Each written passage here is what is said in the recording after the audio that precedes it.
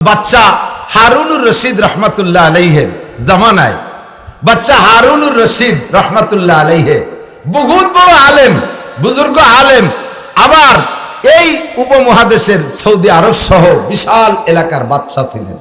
বাচ্চা হারুনুর রশিদ ধার্মিক বাচ্চা। উনি আর উনার স্ত্রী দুইজন ভোরবেলা একটু হাঁটেন, হাঁটতে হাঁটতে হাঁটতে হাঁটতে নদীর পাড়ে গেছে, যাইয়ে দেখে এক পাগল, ওই পাগলের নামও বাহলুল। এই বাহলুল পাগল বৈশা আঙ্গুল দিয়ে বালির মধ্যে এরম এরম এরকম নাড়াচাড়া করতেছে। তো যাইয়া বাচ্চা হারুনুর রশিদ বলতেছে, এই জায়গা কি করিস? কয় কি জান্নাত কিনা বেচা করতেছি, জান্নাত বেহেশতে কিনা বেচা করতেছি। কয় কেউ কেনছে? কয় যে না, এখনো খদ্দের টদ্দের আসে নাই। তো কি জান্নাত কত টাকায় বেচতেছিস? তো বলার পরে বাহলুল বলতেছে, 4 আনায় বেচতেছি জান্নাত। কত? 4 আনা। বাচ্চা হারুনুর রশিদ কা গাদা, জান্নাত দেখছো কোনদিন? এ জান্নাত 4 আনায় বিক্রি হয়? কয় যদি কিনার ইচ্ছা থাকে 4 আনা দেন, জান্নাত কিনে নিয়ে যান। বাচ্চা হারুনুর রশিদ রহমতুল্লাহ আলাইহের বাহলুলের এই পাগলামি কথারে পাগলামির মধ্যে দিয়ে উড়াই দিয়েছেন। উনি কেনে নাই, উনার স্ত্রী জুবাইদা সাথে ছিল, তার ভ্যানিটি ব্যাগের থেকে 4 আনা বের করিয়া বাহলুলরে দিয়ে উনি জান্নাত কিনে নিয়েছে। এটা মনে করছে যে ওই 4 আনা পয়সা বাহলুলের দরকার, ফকির মানুষ, এই জন্য 4 আনা চাইছে। মূলত জান্নাত কি 4 আনায় বিক্রি হওয়ার জিনিসটা কি? বাচ্চা হারুনুর রশিদের গ্রাহ্য হয় নাই, জুবাইদা তামাশার ভিতর দিয়ে জান্নাত কিনে ফেলেছে। পরের রাত্রে যাইয়া বাসায় যাইয়া রাত্রে ঘুমাইছে। ঘুমের মধ্যে বাচ্চা হারুনুর রশিদ স্বপ্নে দেখে উনি আর জুবাইদা জান্নাতে গেছেন। জান্নাতের ভিতরে উনি আর উনার স্ত্রী দুইজন জান্নাতে, জান্নাতের মধ্যে হাঁটতেছেন হাঁটতেছেন। ইতিমধ্যে উনি একাই হাঁটতেছেন, হাঁটতে হাঁটতে হাঁটতে হাঁটতে বহুদূর যাইয়া দেখে বিশাল একটা বালাখানা,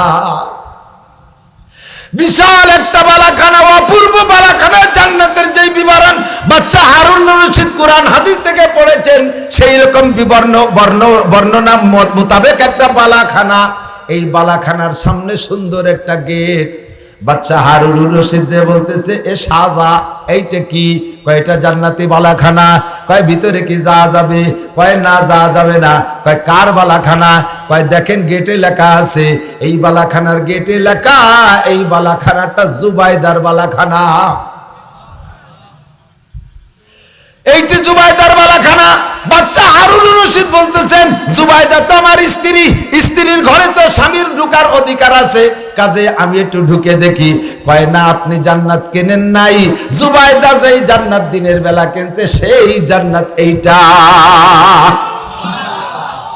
এটাই ঢুকার অধিকার আপনার নাই, আপনি জান্নাত কেনেন নাই। ঘুম ভাঙ্গে গেছে, সকাল পর্যন্ত অপেক্ষা। এবার কেমন কেমন করে স্ত্রীর কাছে বর্ণনা বললেন, বলেন নাই, বলছে যে চলো যাই আজকে একটু ঘুরে আসি।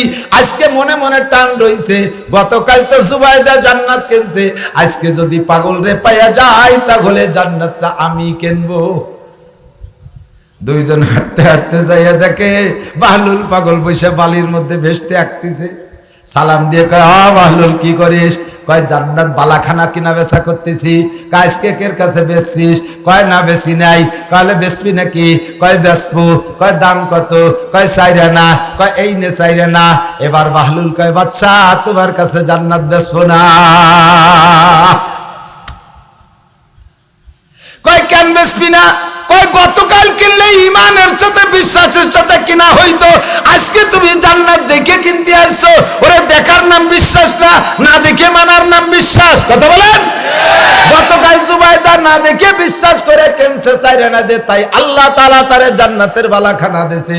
আর তুমি স্বপ্নে দেখে তারপরে আইছো বালাখানা কিনতি, দেখার নাম ঈমান না। আয়া যুবক, জান্নাত আছে না নাই? বিশ্বাস আছে না নাই? কিনা যায় কি যায় না? 4 আনা 8 আনা যখন যা চাবো তাই দে কিনবা, ইনশাআল্লাহ জান্নাত পাইবা। কথা কোন ঠিক না? দিনুকা ওয়া মান হাযার রাজুলুল্লাযী বুইসা ফীকুম ইলা আখিরিল হাদিস।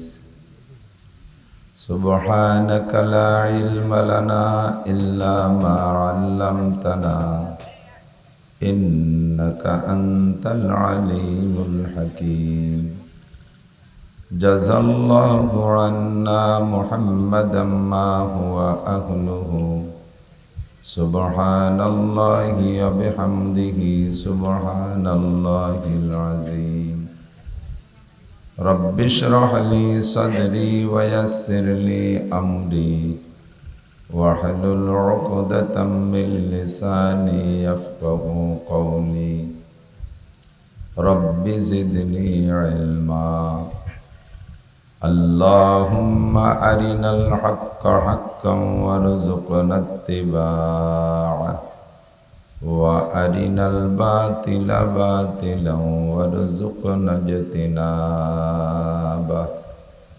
সকলে বলি আমিন।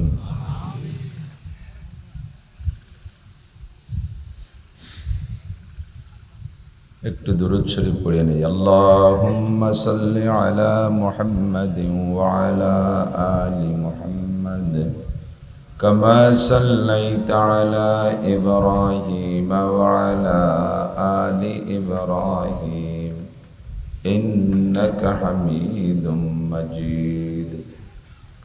আল্লাহুম্মা বারিক আলা মুহাম্মাদিন ওয়া আলা আলি মুহাম্মাদ كما باركت على إبراهيم وعلى آل إبراهيم إنك حميد مجيد।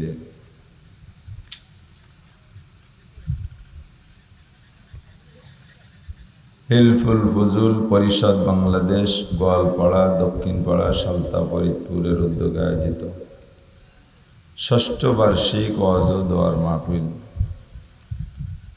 অধ্যকার মাহফিলের সম্মানিত সভাপতি এতক্ষণ পর্যন্ত বয়ান করেছেন হযরত উলামায়ে কেরাম। এ অঞ্চলের অনেক অনেক উলামায়ে কেরাম, আয়েম্মায়ে মাসাজিদ, আশপাশের মাদ্রাসার আজিজ আমতোলাবা, প্রাণপ্রিয় দেশবাসী, অত্যন্ত দামি মাস রবিউল আউয়াল মাসের শেষের দিকে চলে আসছি। বর্ষা বাদলের দিন, থেমে থেমে ঝাঁকে ঝাঁকে কখনো কখনো আঞ্চলিকভাবে বৃষ্টি বাদলও হচ্ছে। তার ফাঁকে আল্লাহ পাক আজকে আমাদেরকে এই হিলফুল ফুজুল যুব সংগঠনের উদ্যোগে আয়োজিত মাহফিলের এলাকায় মোটামুটি আল্লাহ তাআলা পরিবেশ নিয়ন্ত্রণ রেখেছেন, আমাদের অনুকূল রেখেছেন। বিশ্বব্যাপী সারা দুনিয়া জুড়ে মুসলমানদের উপরে প্রচুর জুলুম, অত্যাচার ও নির্যাতন চলতেছে দীর্ঘদিন যাবৎ। বর্তমান প্রেক্ষাপট সকলেরই কমবেশ জানা আছে। অত্যন্ত ভারাক্রান্ত হৃদয় নিয়ে বলা লাগে, মুসলমানদের দ্বিতীয় কাবা বাইতুল মুকাদ্দাস ফিলিস্তিন ইসরায়েলি ইহুদিরা দখল করে তার উপরে মুসলমানদের বিভিন্ন প্রকার জুলুম নির্যাতন চালাচ্ছে। সেই মুহূর্তে অন্তরের এই জ্বালা আর দরদ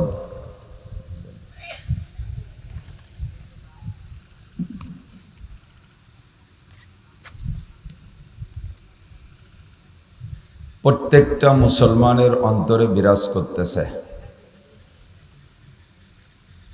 আল্লাহ পাক রব্বুল আলামিন এই জ্বালা আর দরদ আর ব্যথা নিয়ে আমাদেরকে জান্নাতের আশায় জাহান্নামের ভয়ে, সওয়াবের আশায় গুনার ভয়ে, হেদায়েতের আশায় গুমরাহির ভয়ে, শিরিক ও কুফর মুক্ত ঈমান গড়ার লক্ষ্যে বেদাত মুক্ত পরিপূর্ণ সুন্নতি আমলের প্রশিক্ষণ দেওয়ার জন্য এই মাহফিলের ইন্তজাম করে আসার বসার তৌফিক দিয়েছেন। সকলে শুকর আদায় করি আলহামদুলিল্লাহ।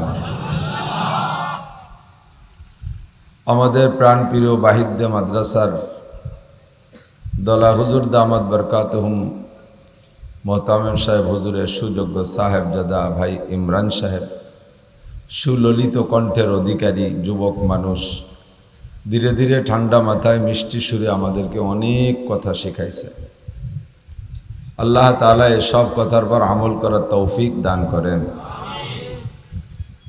দুনিয়ায় যেমন আমরা আঞ্চলিকভাবে ছোট ছোট মাহফিল করি, ছোট বড় বিভিন্ন মাহফিল করি, পীর সাহেবদের দরবারে বিশ্ব ইজতেমায় টঙ্গীর ময়দানে অনেক বড় মাহফিল, ছোট বড় যত বড় মাহফিলই হোক না কেন, সবচেয়ে বড় একটা মাহফিল আমরা করে আসছি।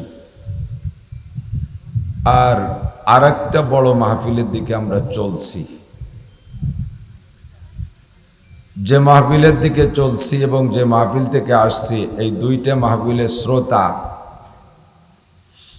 মুসলমান অমুসলমান সকলেই ছিলাম এবং থাকব। যে মাহফিল থেকে আসছি সে মাহফিলের ময়দানটার নাম হলো আল আলমে আরওয়াহ, রোহের জগৎ। আমাদের সকলের রোহকে আল্লাহ পাক সামনে এরকম বসাইয়া, শুনতেছেন, খেয়াল করতেছেন, সব মানুষের রোহকে বসাইয়া আল্লাহ পাক রব্বুল আলামিন ও তার চেয়ারে বসে, বক্তারা যেমন চেয়ারে বসে, আল্লাহও চেয়ারে বসেছিলেন। আল্লাহর চেয়ার আছে না নাই? মেহগনি কাঠের,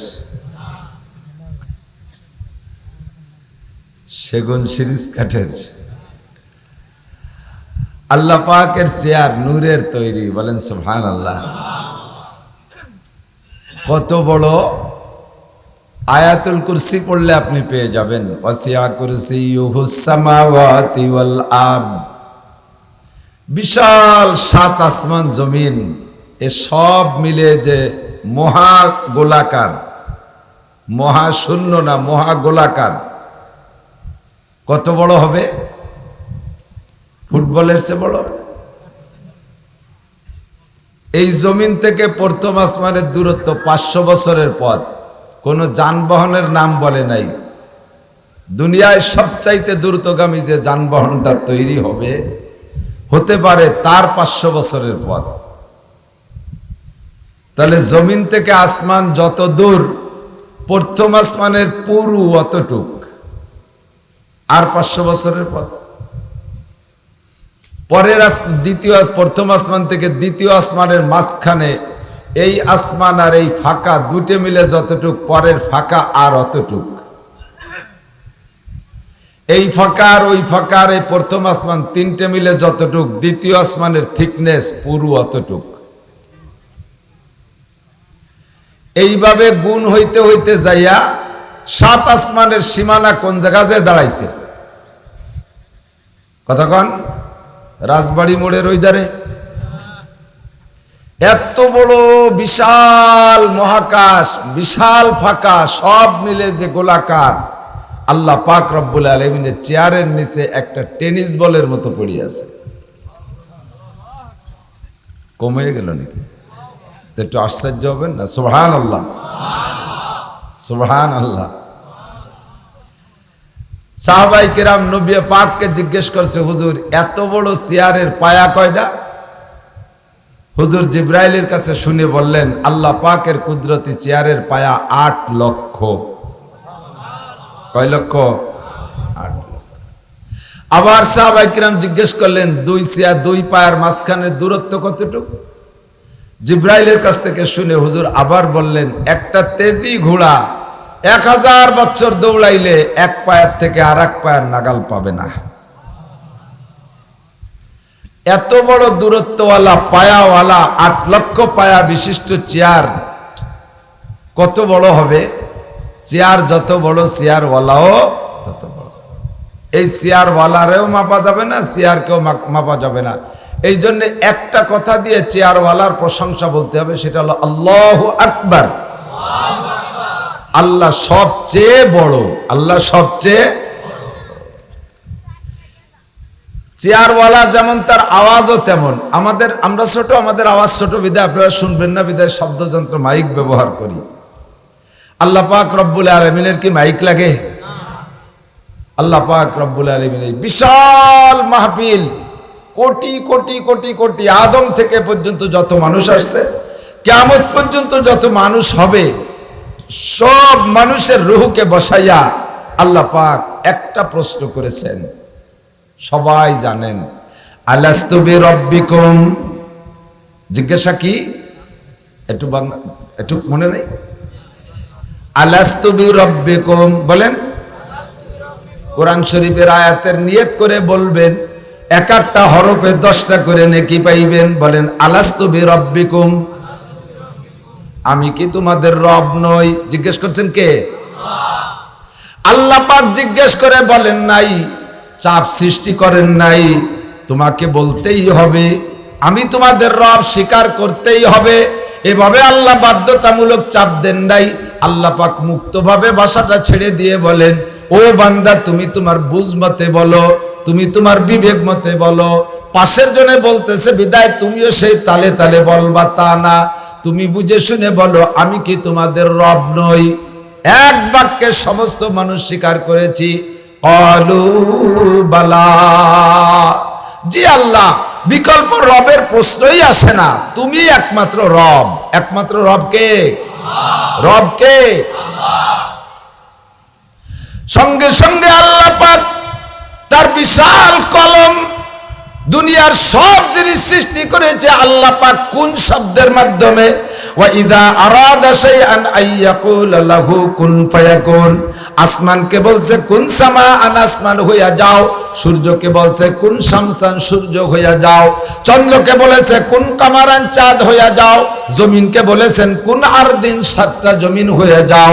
যাকে যেটা হতে বলছে সে সেইটা হয়ে গেছে। কুন মালাইকা, ফেরেশতা হয়ে যাও। কুন জিন্নাত, জিন হয়ে যাও। সব কিছু হয়ে যাওয়ার মাধ্যমে হয়েই গেল।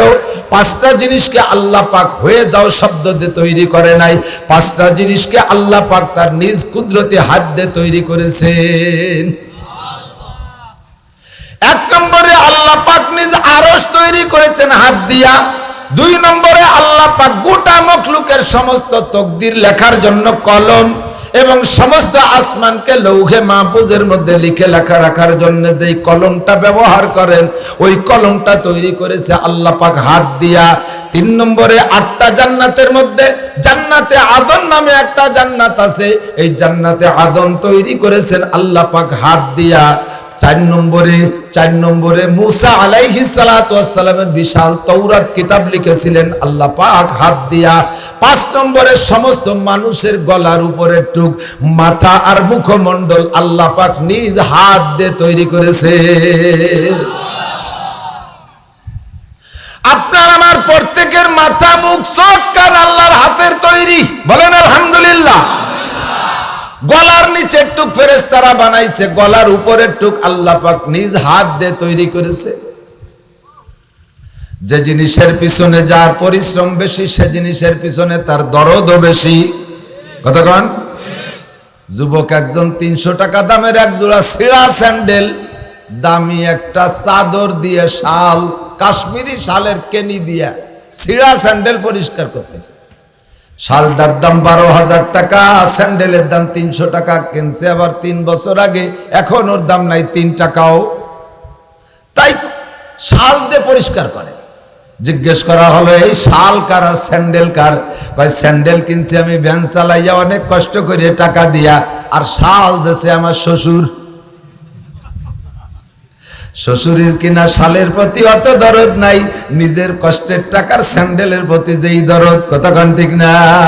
ওই শাল যদি ওর নিজের কামাই করা টাকা দিয়ে কিনা লাগতো, তাহলে শাল দিয়ে স্যান্ডেল মুছা তো দূরের কথা, বছরে একদিন গায়েও দিত না। হয়তো কোনোদিন বেড়াইতে যাইতে হলে একদিন ব্যাগের মধ্যে করে নিয়া তাদের একবার দেখাই আবার ব্রিফকেসের মধ্যে আটকায় রাখতো। যদি শাল তার নিজের তৈরি হইতো, নিজের কিনা হইতো। ও বন্ধুরে, যে জিনিস আল্লাহ পাক কোন শব্দ দিয়ে তৈরি করেছে, ওই জিনিসের প্রতি আল্লাহ পাকের অত দরদ হওয়ার কথা না, যে জিনিসকে আল্লাহ তাআলা নিজ হাত দিয়ে তৈরি করেছে তার চাইতে। ঠিক না? এই জন্য হাদিসের মধ্যে আসছে, আমি আগে মাথার নাম্বারের ডাইরেক্ট ফজিলাত কইয়া যাই। কেউকে যদি মারার দরকার হয়, প্রহার করার দরকার হয়, পিটানোর প্রয়োজন হয়, তাহলে তার গায়ে অন্য জায়গা পিটাইবা, মুখ মাথায় পিটাবা না। কারণ অন্য জায়গা গলার নিচে টুক বডি বানাইছে ফেরেশতারা। ফেরেশতাদের হাত যেখানে স্পর্শ হয়েছে ঠিক সেখানে তোমার প্রহারের হাত লাগুক, তাতে আল্লাহ কষ্ট পায় না। কিন্তু যেটুকের মধ্যে আল্লাহ পাকের হাত স্পর্শ, ওই জায়গা তোমার রাগের হাত আর প্রহারের হাত মারলে কেমন যেন হাতটা তোমার আল্লাহ পাকের হাতের উপরে লাইগা যায়। কাজেই মুখ মাথায় মারবা না, বুঝছেন নি কথা? কিন্তু আমাদের স্বভাব পয়লা মায়ের নাকে, ফার্স্ট ঘুষি নাকে হবে, বক্সিং। লাঠির বাড়ি প্রথমটা মাথায়, কতক্ষণ থাপ্পড় দিলি প্রথম থাপ্পড় গালে, মুখের উপরে অথবা মাথার পিছনে। এ সব জায়গা আল্লাহর হাত দিয়া। তুমি যদি ওই জায়গা প্রহারের হাত মারো আল্লাহ পাক কষ্ট পায়। তুই আমার হাতের উপরে চড় মারলি, থাপ্পড় মারলি, লাঠি মারলি, কোপ মারলি, বড় কষ্ট পায়। মানুষের মাথার উপরে টুক আল্লাহর হাত দিয়ে তৈরি, বলেন না সুবহানাল্লাহ। রব্বুল আলামিন এবার ওই কলম, যেই কলমকে নিজ হাত দিয়ে বানাইছে, কলমকে বললেন কলম এই আমার বান্দারা যে বালা শব্দ বলেছে ওইটা একটা রেশমি কাপড়ের গায়ে লেখো। আরবিতে বা লাম ইয়ে দিয়ে খাড়া জবর বালা লেখছে ফেরেশতা, কলমে লিখে ফেলাইছে। এবার ওই রেশমি কাপড়টা আল্লাহ তাআলা একজন ফেরেশতার জিম্মায় দিয়েছে, তুমি এইটা কাছে রাখো, সংরক্ষণ করো, হেফাজত করো।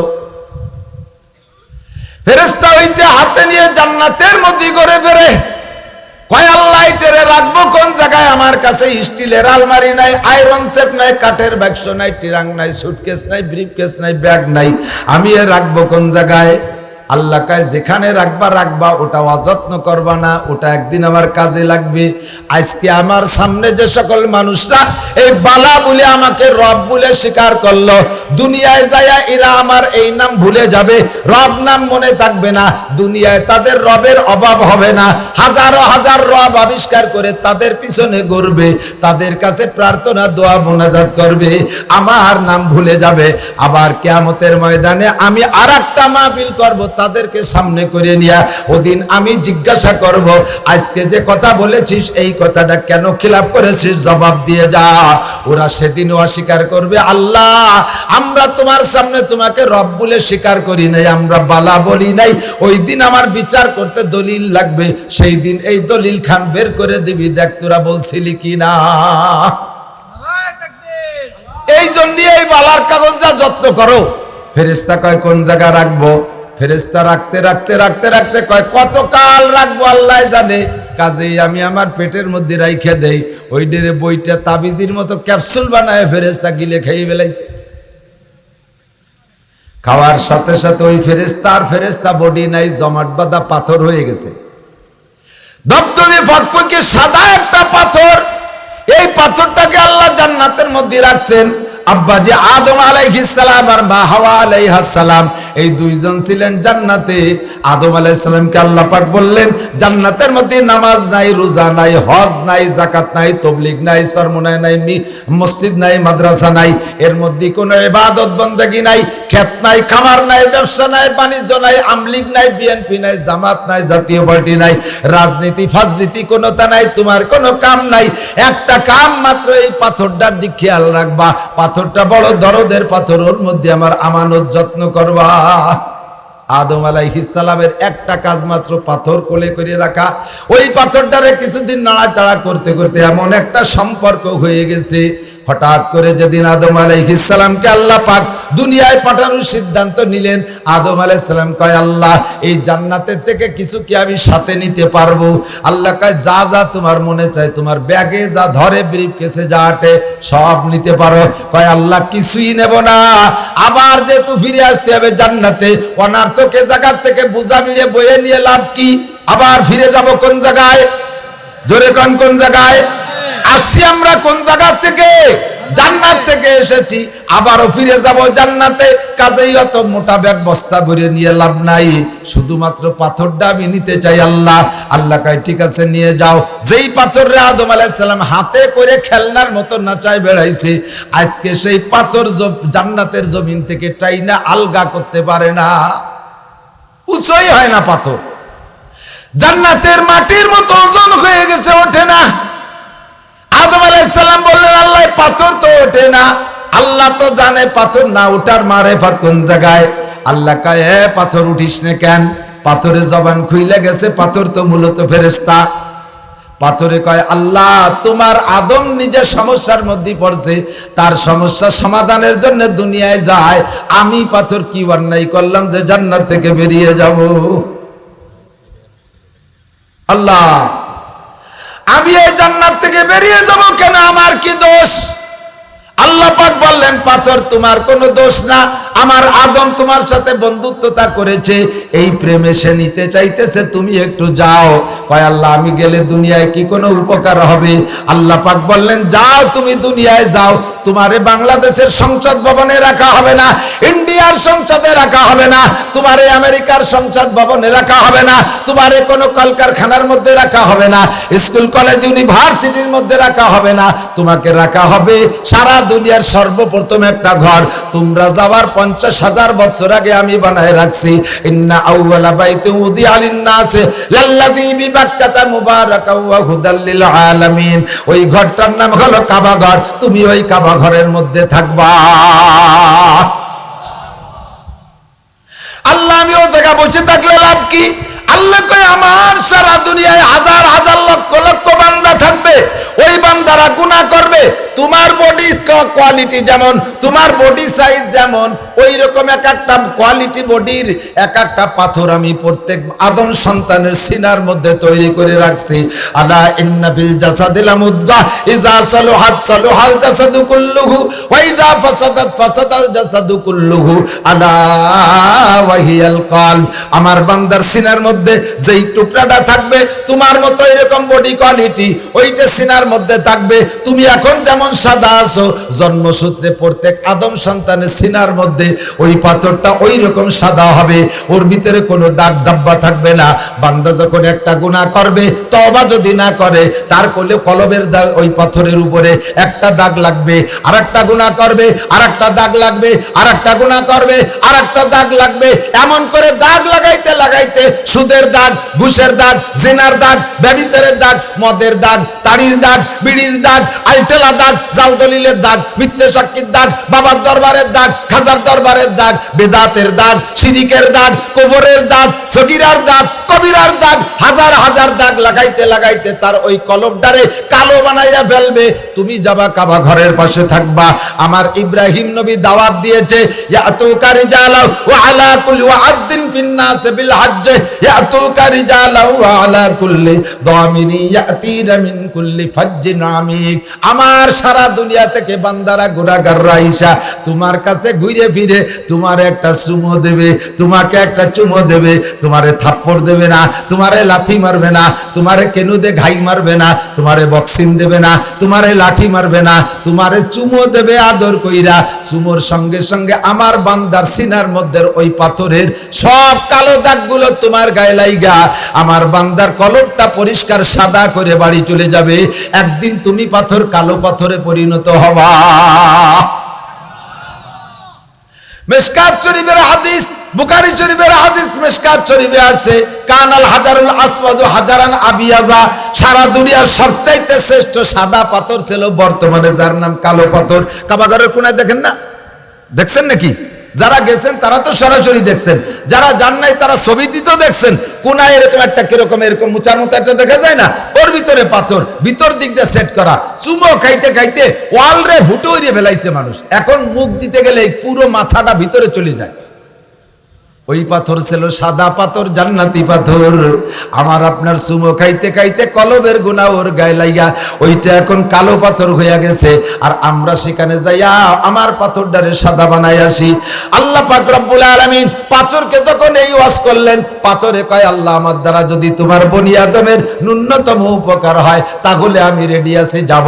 এবার পাথর আলগা হইয়া গেছে। ওই পাথর এনে ইব্রাহিম আদম আলাইহিস সালাম কাবা ঘরের মধ্যে রাখছেন। সেই থেকে আজ পর্যন্ত কাবা ঘরের মধ্যে চলে আসছে। ওই পাথর এখনো আছে। কাবা ঘরকে আল্লাহ পাক দুনিয়ার সবচাইতে আগে তৈরি করেছেন। আদম আলাইহিস সালামকে দুনিয়ায় পাঠানোর 50,000 বছর আগে ফেরেশতার মাধ্যমে কাবা ঘর তৈরি করেছে।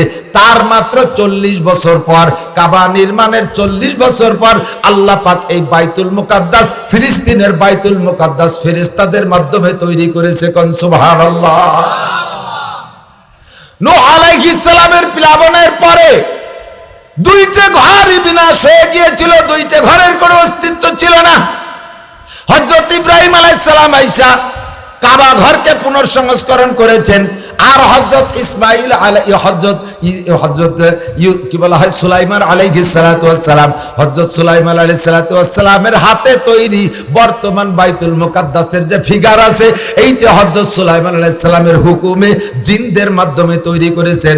ওর গায়ে যত পাথর আছে, একটা পাথর এই জমিনের পাথর না, ওই পাথরগুলো সাগরের তলদেশ থেকে হযরত সুলাইমান আলাইহিস সালাম জিনদের মাধ্যমে উঠায় না, তাদের মাধ্যমে বাইতুল মুকাদ্দাস বানাইছে 1 বছর পর্যন্ত সময় লাগাইয়া। এ আমার প্রাণ প্রিয় ফরিদপুরবাসী, সালতানগর কান্দাবাসী, আমার বাংলাদেশের প্রাণ প্রিয় যুবকরা, বাইতুল মুকাদ্দাসের সাথে বেয়াদবি করবে ইসরাইল, জেরুজালেম আর ওই পশ্চিমে কাফেররা, তোমরা কি মুসলমান মেনে নিতে পারবা?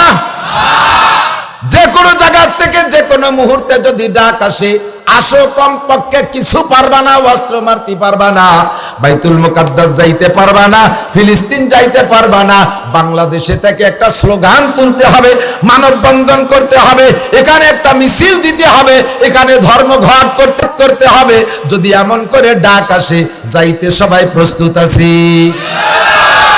নারায়ে তাকবীর! বিশ্বের মুসলিম, বিশ্বের মুসলিম এক হও, জিহাদ করো, এক হও, জিহাদ করো। ইহুদিদের দালালরা, ইসরায়েলের দালালরা, আমেরিকার চালারা, বিশ্বনবীর শত্রুরা, নারায়ে তাকবীর! যে কোনো মুহূর্তে ডাক আসলে বেরিয়ে পড়ার জন্য প্রস্তুত। আল্লাহর ঘর কাবা ঘরকে রক্ষা করিতেই হইবে ইনশাআল্লাহ। কিছু না পারো শোনা আমার প্রিয় যুবক, কিছু পারবা না, যাইতে পারবা না, দরজা বন্ধ, ফ্লাইট পাবা না, ভিসা পাবা না, অস্ত্র পাবা না, কিচ্ছু পাবা না। বাংলাদেশে থাইকা আল্লাহর কাছে একটু টেলিফোন করা যাবে না? যাবে, যাবে। এই টেলিফোন তোমার এই মোবাইল দিয়ে না, 24434, আল্লাহর টেলিফোন নাম্বার কত? 24434। 2 ফজরের 2 রিকাত, 4 প্রথম পর জোহরের 4 রিকাত, দ্বিতীয় ভোর আসরের 4 রিকাত, 3 মাগরিবের 3 রিকাত, লাস্টের ভোর ইশার 4 রিকাত। ঠিক আছে?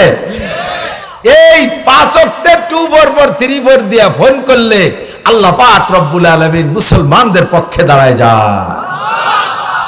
ঠিক কিনা? কয় কি যে আমরা এত দায় টেকছি কি? আল্লাহর ঘর আল্লাহ হেফাজত করুন। আল্লাহ কয় ঠিক আছে করবানি, আমার ঘর আমি হেফাজত করবানি, আর ইহুদিকে পাঠায় দিছি তোকে দাঁত ভাঙার জন্য। আপনার বাড়ির কাছের মসজিদটার নাম আরবিতে কয় বাইতুল্লাহ। কি কয়? বাইতুল্লাহ মানে আল্লাহর ঘর। বাইতুল্লাহ মানে কার ঘর? তাহলে আপনার বাড়ির কাছের মসজিদটাও আল্লাহর ঘর, ওটা আপনারা কবে বেটা টাকা দিবেন? আনকে আল্লাহ বানাই দিয়ে যাক। আল্লাহ কয় আমার টাকা, আমার সম্পদ, কুলিল্লাহুম্মা মালিকাল মুলক, এই জগতের মালিক কে? আপনার টাকার মালিক কে? জমির মালিক কে? ব্যাংক ব্যালেন্সের মালিক কে? সব কিছুর মালিক আল্লাহ। আপনার আমার মালিকও আল্লাহ। আল্লাহ কয় আমার হুকুমে আমার সম্পদ দিয়ে আমার ঘর তৈরি করবি। কাজেই উলাইকা হিজবুল্লাহ, তোরা যারা মুমিন তারা আমার সৈনিক, তোরা আমার সৈনিক হয়ে আমার ঘর হেফাজত করতে যা। কমসে তো আলাফিম মিনাল মালাইকাতে মুসাব্বিমিন, আমি 5000 নয় 5 লক্ষ 5 কোটি ফেরেশতা দিয়ে সাহায্য করব, তবে তোদের আগে নামতে হবে। কতক্ষণ? তোরা আগে নামবি, নামাজ পড়বি তোরা, আমি তো নামাজ পড়বো না। নামাজ পড়বে কি আল্লাহ? আল্লাহু আকবার। এই কাবা ঘর প্রথম ঘর, দ্বিতীয় কাবা বাইতুল মুকাদ্দাস। আমাদের নবী মদিনায় যাওয়ার পরে 17-18 মাস বাইতুল মুকাদ্দাসের দিকে ফিরে নামাজ পড়ছে। আল্লাহ মাঝে বলে গেলাম, এই 5 ওয়াক্ত নামাজের পরে কোন মসজিদের ইমাম সাহেব এমনি ওক্তীয় নামাজে 5 ওয়াক্ত নামাজের পরে নিয়মিত ধারাবাহিক ইমাম সাহেব মুনাজাত করিতেই হবে, এইরকম বাধ্যতামূলক মুনাজাত করানো বেদাত। মাসালা বুঝেন? করবেন জীবন ভরে, কোনো দোষ নাই। করতেই হবে, যখন চাপ দেবেন তখন বেদাত হয়ে যাবে। কথা বোঝেন নাই? করলাম করলাম, না করলাম না করলাম। কিন্তু বাইতুল মুকাদ্দাস স্বাধীন হওয়ার আগ পর্যন্ত 5 ওয়াক্ত ফরজ নামাজের পর দোয়া কবুল হয়, আমরা মোনাজাত করব ইনশাআল্লাহ। ইমাম সাহেব নিজের জন্য দোয়া পরে করেন, আপনারা নিজের জন্য দোয়া পরে করেন, জীবন ভরে করছেন। আল্লাহ এবার যেন বাইতুল মুকাদ্দাসকে জয় করে দেয়, ফিলিস্তিনি মুসলমানদেরকে যেন এবার বিজয় করে দেয়, বলেন আমিন। আল্লাহ এই মুজাহিদিনদেরকে তুমি আসমানি সাহায্য দ্বারা কামিয়াব করে দাও, বলেন আমিন। এই দোয়া নিয়মিত করবেন। প্রত্যেকটা মাদ্রাসায় কুনুতে নাজেলা, পাবলিক মসজিদে এটা কষ্ট হবে মুসল্লিদেরকে সহায় নেবেন। ইমাম সাহেবরা কুনুতে নাজেলা মুখস্থ করবেন। ফজরের নামাজে কুনুতে নাজেলা আল্লাহর নবী পড়েছেন।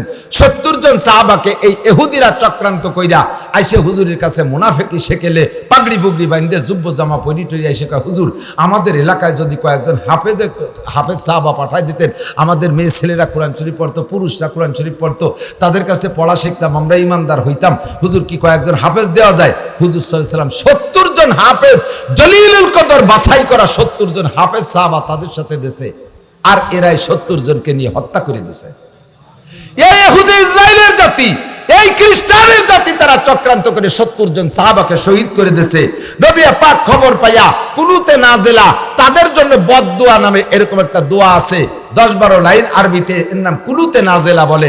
এই দোয়া হুজুর আলাইহিস সালাতু ওয়াস সালাম ফজরের নামাজে পড়ছেন।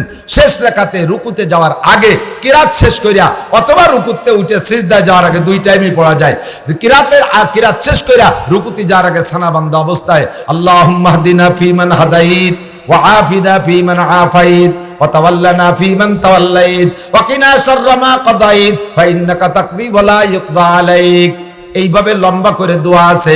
এই দোয়া পড়ে তারপরে রুকুতে যাবেন।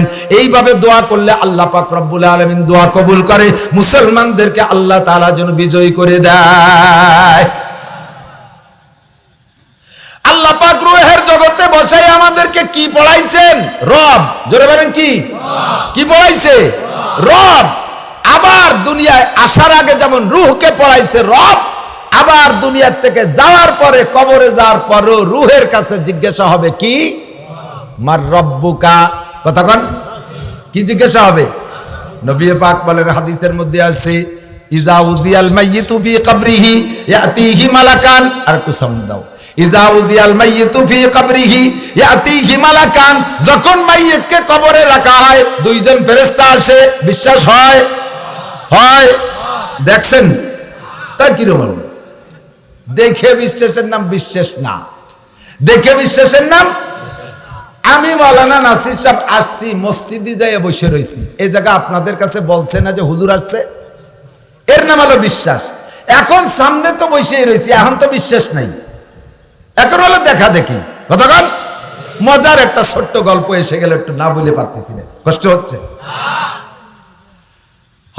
বাচ্চা হারুনুর রশিদ রহমাতুল্লাহ আলাইহের জামানায়, বাচ্চা হারুনুর রশিদ রহমাতুল্লাহ আলাইহে বহুত বড় আলেম, বুজুর্গ আলেম, আবার এই উপমহাদেশের সৌদি আরব সহ বিশাল এলাকার বাদশা ছিলেন। বাচ্চা হারুনুর রশিদ ধার্মিক বাচ্চা। উনি আর উনার স্ত্রী 2 জন ভোরবেলা একটু হাঁটেন। হাঁটতে হাঁটতে হাঁটতে হাঁটতে নদীর পাড়ে গেছে, যাইয়ে দেখে এক পাগল। ওই পাগলের নামও বাহলুল। এই বাহলুল পাগল বৈশা আঙ্গুল দিয়ে বালির মধ্যে এরকম নাড়াচাড়া করতেছে। তো যাইয়া বাচ্চা হারুনুর রশিদ বলতেছে, এই জায়গা কি করিস? কয় কি জান্নাত কিনা বেচা করতেছি, জান্নাত বেহেশতে কিনা বেচা করতেছি। কয় কেউ কেনছে? কয় যে না, এখনো খদ্দের টদ্দের আসে নাই। তো কি জান্নাত কত টাকায় বেচতেছিস? তো বলার পরে বাহলুল বলতেছে, 4 আনায় বেচতেছি জান্নাত। কত? 4 আনা। বাচ্চা হারুনুর রশিদ কা গাদা, জান্নাত দেখছো কোনদিন? এ জান্নাত 4 আনায় বিক্রি হয়? কয় যদি কিনার ইচ্ছা থাকে 4 আনা দেন, জান্নাত কিনে নিয়ে যান। বাচ্চা হারুনুর রশিদ রহমাতুল্লাহ আলাইহের বাহলুলের এই পাগলামি কথারে পাগলামির মধ্যে উড়াই দিয়েছেন। উনি কেনে নাই, উনার স্ত্রী জুবাইদা সাথে ছিল, তার ভ্যানিটি ব্যাগের থেকে 4 আনা বের করিয়া বাহলুলরে দিয়ে উনি জান্নাত কিনে নিয়েছে। এটা মনে করছে যে ওই চাইরেনা পয়সা বাহলুলের দরকার, ফকির মানুষ, এই জন্য চাইরেনা চাইছে। মূলত জান্নাত কি চাইরেনায় বিক্রি হওয়ার জিনিসটা কি? বাচ্চা হারুনের রশিদের গ্রাহ্য হয় নাই, জুবাইদা তামাশার ভিতর দিয়ে জান্নাত কিনে ফেলেছে। পরের রাত্রে যাইয়া বাসায় যাইয়া রাত্রে ঘুমাইছে, ঘুমের মধ্যে বাচ্চা হারুনুর রশিদ স্বপ্নে দেখে উনি আর জুবাইদা জান্নাতে গেছেন। জান্নাতের ভিতরে উনি আর উনার স্ত্রী দুইজন জান্নাতে, জান্নাতের মধ্যে হাঁটতেছেন। এক ইতিমধ্যে উনি একাই হাঁটতেছেন, হাঁটতে হাঁটতে হাঁটতে হাঁটতে বহুদূর যাইয়া দেখে বিশাল একটা বালাখানা, বিশাল একটা বালাখানা, অপূর্ব বালাখানা। জান্নাতের যেই বিবরণ বাচ্চা হারুন রশিদ কোরআন হাদিস থেকে পড়েছেন, সেই রকম বর্ণনা মোতাবেক একটা বালাখানা। এই বালাখানার সামনে সুন্দর একটা গেট। বাচ্চা হারুন রশিদ যে বলতেছে, এ সাজা, এইটা কি? কয় এটা জান্নাতি বালাখানা। কয় ভিতরে কি যাওয়া যাবে? কয় না, যাওয়া যাবে না। কয় কার বালাখানা?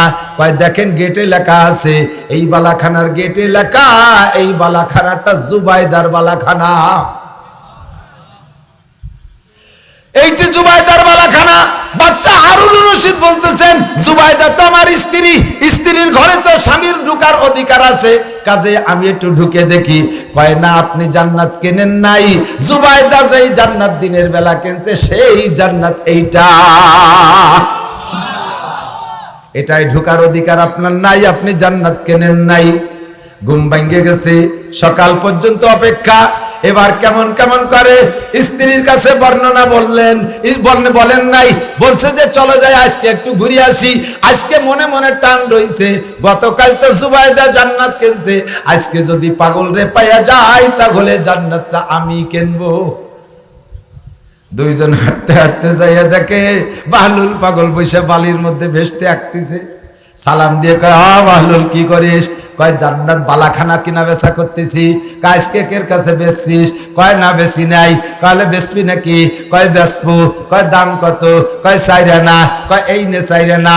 এবার বাহলুল কয়, বাচ্চা তোমার কাছে জান্নাত বেচবো না। কয় কেন বেচবি না? কয় গতকাল কিনলে ইমানের সাথে বিশ্বাসের সাথে কিনা হইতো, আজকে তুমি জান্নাত দেখে কিনতে আসছো। ওরে দেখার নাম বিশ্বাস না, না দেখে মানার নাম বিশ্বাস। কথা বলেন? গতকাল জুবাইদা না দেখে বিশ্বাস করে কিনছে চাইরানা দে, তাই আল্লাহ তাআলা তারে জান্নাতের বালাখানা দিয়েছে। আর তুমি স্বপ্নে দেখে তারপরে আইছো বালাখানা কিনতি, দেখার নাম ঈমান না। আয়া যুবক, জান্নাত আছে না নাই? বিশ্বাস আছে না নাই? কিনা যায় কি যায় না? চাইরে না টানা যখন যা চাবো তাই দে কিনবা, ইনশাল্লাহ জান্নাত পাইবা। কথা কোন ঠিক না? ফেরেশতা দুইজন কবরে আসবে, দেখার পরে মানবেন না, না দেখে মানেন? বিশ্বাস হয়। কেন বিশ্বাস হয়? কয় এমন একটা লোক কইছে যে লোকটা কোনোদিন মিথ্যে কথা কয় না। কথা কোন ঠিক কি ঠিক না? ইয়াতিহি মালাকান, দুইজন ফেরেশতা আসবে, আসবে। তাদের নাম মুনকার নাকির। কি নাম? মুনকার নাকির পৌঁছে জব दिन है कि या कौन है रब। मुनकर नाकिर पहुंचे जब दिन है कि या कौन है रब। लाजवाब होगा काफिर सब, हा ला आदरी লা আদরি। মুনকার নাকির এসে জিজ্ঞেস করবে ওই প্রশ্নটা, যেই প্রশ্নটা আল্লাহ সেখানে জিজ্ঞেস করে আমার আপনার থেকে স্বীকৃতি নিয়েছিলেন, আমার আপনার থেকে অঙ্গীকার নিয়েছিলেন, আমরা বালা বলেছিলাম। আজও কবরে যাওয়ার পরে বডির কাছে জিজ্ঞাসা হবে না, ওখানে যেমন রুহের কাছে জিজ্ঞাসা হয়েছিল, আজও কবরে দেওয়ার পরে জিজ্ঞেস করা হবে মার রব্বুকা। জোরে বলেন কি জিজ্ঞাসা? আরবি কোন কি? মার রব্বুকা। একটু বলেন না, মার রব্বুকা, তোমার রব কে? তোমার রব কে? যারা বিএনপি করেন তারা কবে জিয়াউর রহমান, যারা আওয়ামী লীগ করেন তারা কবে শেখ মুজিব, যারা জাতীয় পার্টি করে তারা কবে ইরশাদ। রব কি আমাদের এরা? যারা বাবার দরবারে যায় তারা কি পীরের নাম কবে যে রব আমার খাজা বাবা? একেবারে খাজা বাবা কলি খাজা খুলি বেলাইতে পারে, পাশার চামড়া থাকবে চল খসিয়ে খসাই বেলাইতে পারে, স্যান্ডেলের বাড়ি তো দেও নাই। মার রব্বুকা, আমি আপনাদের বললাম মার রব্বুকা, আরবিতে জব দেন তো। বললেন রাদিতু বিল্লাহি রব্বান। বলেন আর কিছু না বলেন, কমপক্ষে বলেন রব্বি আল্লাহ, রব্বি আল্লাহ, রব্বি আল্লাহ, রূহের কাছে আল্লাহ পাক জিজ্ঞেস করেছিলেন তোমার আলাস্তু বিরব্বিকুম, আমি কি তোমাদের রব নই? আবারও কবরে যাওয়ার পরে জিজ্ঞেস আমার রব্বুকা, তোমার রব কি? জব একটাই, রব্বি আল্লাহ। তাহলে বোঝা যায় এই রব শব্দটার সাথে আল্লাহর বড় প্রেম আর ভালোবাসা। আল্লাহর 99টা নামের মধ্যে রব নামটা আল্লাহর অত্যন্ত প্রিয় বিদায় প্রথম জিজ্ঞাসা রব, শেষের জিজ্ঞাসা রব। আর এই রব যাতে ভুলে না যায় এই জন্য আল্লাহ পাক আমাদেরকে 5 ওয়াক্ত নামাজের মধ্যে রবের প্রশিক্ষণ দেয়। বলেন আলহামদুলিল্লাহি। এ জায়গা রব আছে না নাই? শুধু ফজরের নামাজে সূরা ফাতিহা পড়ে আলহামদুলিল্লাহ রাব্বিল আলামিন পড়তে হয় নাকি সব ওয়াক্তে? 5 ওয়াক্ত নামাজের মধ্যে পইড়া মনে রাখো তুমি আল্লাহকে রব বলে স্বীকার করে আসছিলে, কাজেই সব প্রশংসা কার? আলহামদুলিল্লাহি রাব্বিল আলামিন। সব প্রশংসা ওই রবের, যেই রব সারা জগতের প্রতিপালক। আমারে যেমন দরকার তেমন পালে, মারে যেমন দরকার তেমন পালে, আব্বাকে যেমন দরকার তেমন পালে, শিশুকে যেমন দরকার তেমন পালে, যুবকরে যেমন দরকার সেরকম পালে, নারীকে যেমন দরকার সেরকম পালে, বাগদারে যা দেয়া দরকার তাই দেয়, সিংহটারে যা দেওয়ার দরকার তাই দেয়, পিপিলিকাটাকে যা দেওয়ার দরকার তাই দেয়, যার যা দরকার হুবহু তাকে তাই পৌঁছায় দেয়। এইটা দুনিয়ার কোনো বিজ্ঞানীর সম্ভব না, কোনো রাজা বাদশার সম্ভব না, একমাত্র কার দ্বারা সম্ভব? এ মুসলমান, আমি আর তুমি 1 পোয়া চাউলের ভাত খাই। বর্তমানে খানা কমে গেছে, 1 পোয়া চাউলের ভাত খানেওয়ালা মানুষের সংখ্যা খুবই কম হয়ে গেছে। একমাত্র পরিশ্রমী কৃষক যারা, তারা 4 ভাত ধরে খায়। আমি তো 3-4 ওয়াক্ত মিলে 1 পোয়া খাতে পারি না। অনেকে এরকম আছে, একটা তিমি মাছে একটা তিমি মাছে ডেলি 6 টন খানা খায়। 6 টন মানে কত? 1.5 কেজি। 6000 কেজি, 6000 কেজি একটা তিমিতে খায়। এই সারা দুনিয়ার সব তিমিরে যদি আমাদের বাংলাদেশ সরকারের খাওয়ানোর দায়িত্ব হতো, এ সরকার ফলা ইন্ডিয়া চলে যেত না? বাড়ি থাকতে পারত? একটা তিমিও রোজা থাকে না, সব তিমি 12 মাস কাল খায়। আকে বামর গে হাওয়া মাহি দেহাদ, বন্দাগারা দৌলত শাহি দেহাদ। আকে বামর গে হাওয়া মাহি দেহাদ, বন্দাগারা দৌলত শাহি দেহাদ। সাগরে কুমিরে মাছ খাইয়া গেছেন নাকি? সাগর এলাকায় যারা গেছেন তারা দেখছেন। আমি এবারে সুন্দরবন সফরে গেছি। আরে আল্লাহ, সে বড় বড় কুমির উপরে উঠে আর বলদের মতো রয়েছে। ওরে চালাকের চালাক কুমির, ধুমসা চালাক কুমির, শিয়াল আর বাঘ। পানির প্রাণীর ভিতরে ওই যে কি কয়, কি যেন কয়,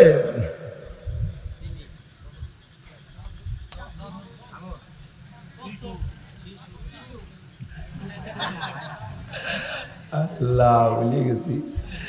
এই লাভ দেয় যে শিশুর মতোই দেখা যায়, খুব বুদ্ধিমান। ডলফিন, কথা কয় না আমার সাথে। বুদ্ধিমান সাগরের প্রাণী ডলফিন। আর এই পানিতে থাকা ফাজিল হলো কুমির। এ জম্বের চালাক, কাদার ভিতরে এমন ভাবে পড়ে রয়েছে কেমন যেন মরে গেছে। বান্দরও তো আর এক বান্দর, সুন্দরবনেতে বান্দরে আইছে, ওর লেজে সুচুরি দেয়। ওরাও তো জানে চালাকি, দূরিতে সুচুরি দিয়ে লাভ দিয়ে চলে যায়, কুমিরই মারে দেওয়া। অনেক সময় কুমির আরো চালাকি করে নীরবে একেবারে বান্দরে আসতে আসতে ফিটির পর আইসে খেত কুতু দেয়, তাও নড়ে না। যখন কাছে চলে যাচ্ছে খপ করে বান্দর ধরে গেলে। এই কুমিরে মাছ খাইয়া দাঁতের মধ্যে মাছ যখন আটকে যায়, তখন তো সে খিলাল করতে তার নিজের দ্বারা তো সম্ভব না। সাগরের স্তরের পর উঠে হা করিয়া দাঁত বেরোয় থাকে। সাগরের ভিতরে এক প্রকার পাখি আছে, মাথার উপরে এত বড় বড় কাঁটা, ঠোঁটটাও যত লম্বা, মাথার উপরে কাঁটাটাও এরকম লম্বা। ঠোঁটও যেমন শক্ত ধারালু, কাঁটাটাও এরকম শক্ত ধারালু, দুই দিকে এরকম। এই যে আমাদের দেশে গাছ ঠুকাইনি পাখি দেখেন না, এর তো উপরে পশম দিয়ে বানানো, আর ওটা হলো ওইরকম শক্ত হাড় দিয়ে বানানো। এই পাখিগুলোকে আল্লাহ তাআলা রিজিকের ব্যবস্থা রাখছে ওই কুমিরের দাঁতের ভিতরে খিলাল করা মাংস। ওরা আর কোরোটা খায় না, শুধু কুমিরের দাঁতের ভিতরে থেকে এটা খিলাল করে খায়। এবার কুমিরের দাঁতের মধ্যে যায়, কুমিরে হা করে দেয়। দেখছে না গরু যখন শুয়ে থাকে, শালি কি কানের তে আইটেলি খায়? সে সময় শালিকরে কিন্তু কাউ মানে গরুতে কান দিয়ে বাড়ি দিয়ে তলায় তাড়ায় দেয় না, আরো কান খাড়া হয়, ভিতরের দিক যে দেখ আরো আছে। দেখছেন না, খেয়াল করছেন না? আমি সব খেয়াল করি, কান খাড়া করে দেয়, আরো আছে, যাইয়ে দেখ। তো কুমিরের দাঁতের ভিতরে যখন খায়, কুমিরের তৃপ্তি লাগে, দাঁত পরিষ্কার হয়, যন্ত্রণা কমে যায়, মজা পায়, ও হা করে দেখে আরো ভিতরে যাই আর পরিষ্কার করে খায়। এখন কুমির তো হিংস্র প্রাণী, ও তো ভাবতে পারে আমি মাছ গোশ খাই, এ পাখির গায়ে তো এক টুকরা গোশত আছে, তাহলে ওরে এক সাবানি দেখেই বেলাই। আল্লাহ কয় তা পারবা না, ওর রুজি রাখছি তোর দাঁতের ভিতরে, ওরে বানাইছি তোর খাদেম, লাস্টে তুই খাদেম রে বাড়িয়ে বেরাবি, এর সুযোগ নাই। কামড় দিয়ে দেখ, তোর খানা দ্বারা শেষ, ওর উপরেও কাটা নিচেও কাটা। আকে বামর গে হাওয়া মাহি দেহাত, বান্দাগারা দৌলত শাহী দেহাত। এ আমার যুবকরা, এই সালতার মাঠের মধ্যে প্রেসিডেন্ট আছে, সালতার পিএস ক্ষেতের মধ্যে প্রেসিডেন্ট আছে, এর মধ্যে প্রধানমন্ত্রী আছে, এর মধ্যে এমপি আছে, এই মাটির ভিতরে উপজেলা চেয়ারম্যান আছে, এই মাটির ভিতরে ইউনিয়ন চেয়ারম্যান আছে, সালতার মাটির ভিতরে বাংলাদেশ সেনা প্রধান আছে, থাকতে পারে কি পারে না? আমরা এক সময় সালতার মাটির মধ্যে ছিলাম, গোপালগঞ্জের মাটির মধ্যে ছিলাম। আল্লাহ তাআলা ওখান থেকে বের করে এনে যেমন একটা বডি বানাইছে, আবার হাজারো মানুষ পরবর্তীতে আসতেছে, তারা ওই মাটির মধ্যে আছে। কেউ লাউর ভিতর দিয়ে আসবে, কেউ ধানের মধ্যে দিয়ে আসবে, কেউ পেঁয়াজের মধ্যে দিয়ে আসবে, কেউ গোলালুর মধ্যে দিয়ে আসবে, আইসা সুন্দর করে মানুষ হয়ে যাবে। তাই আল্লাহ পাক বলেন, রব্বুল আলামিন বলেন, আল্লাহু আকবার, আমি এই মাটির মধ্যে থেকে বানাইছি তোমারে, মিনহা খালাকনাকুম ওয়া ফিহা নুঈদুকুম ওয়া মিনহা নুখরিজুকুম তারাতান উখরা। কবরে মানুষকে রাখো, ওই সময় আমরা পড়ি মিনহা খালাকনাকুম, তোমারে মাটি থেকে বানাইছি, ওয়া ফিহা নুঈদুকুম, আবার মাটির মধ্যে নিয়ে আসলাম, ওয়া মিনহা নুখরিজুকুম তারাতান উখরা। এ আমার যুবক, আবাল, বৃদ্ধ, বনিতা, নারী আর পুরুষ সাক্ষী দেন, সমস্ত মানুষ মরে মাটি হয়ে যাওয়ার পরে কিয়ামতে আল্লাহ পাক আবার উঠাইতে পারবে কি পারবে না? আলহামদুলিল্লাহি রাব্বিল আলামিন। মনের থেকে একটু বলেন দি, প্রতিপালক কে? পালনেওয়ালা কে? যাকে যা দরকার, দেখেন কতটা বলবো, রাতভর বললে শেষ হবে না। যত ক্যাটাগরির মানুষ, অত ক্যাটাগরির নিয়ামত। আর প্রত্যেক দেখবেন, প্রায় জায়গা দেখবেন যে জায়গায় বড় আছে, সেম কোয়ালিটির ছোট আছে। 500 টাকা দামের কেজির চাউল খাওয়া মানুষ আছে না নাই? আবার 30 টাকা দামের চাউল খাওয়া মানুষও আছে, ঠিক না? 500 টাকা দামের চাউল যারা খায়, তাকে 30 টাকা দামের চাউলের ভাত রান্না করে দেন, খাইয়ে বাঁচতে পারবে না, পেট খারাপ হইয়া পাতলা পায়খানা এগিয়ে বেঁধে নষ্ট হয়ে যাবে, ঠিক কিনা? আবার যারা রেগুলার 30 টাকা দামের চাউল খায়, তাকে 500 টাকা দামের চাউলের ভাত খাওয়ালে তারা বাঁচতে পারবে না।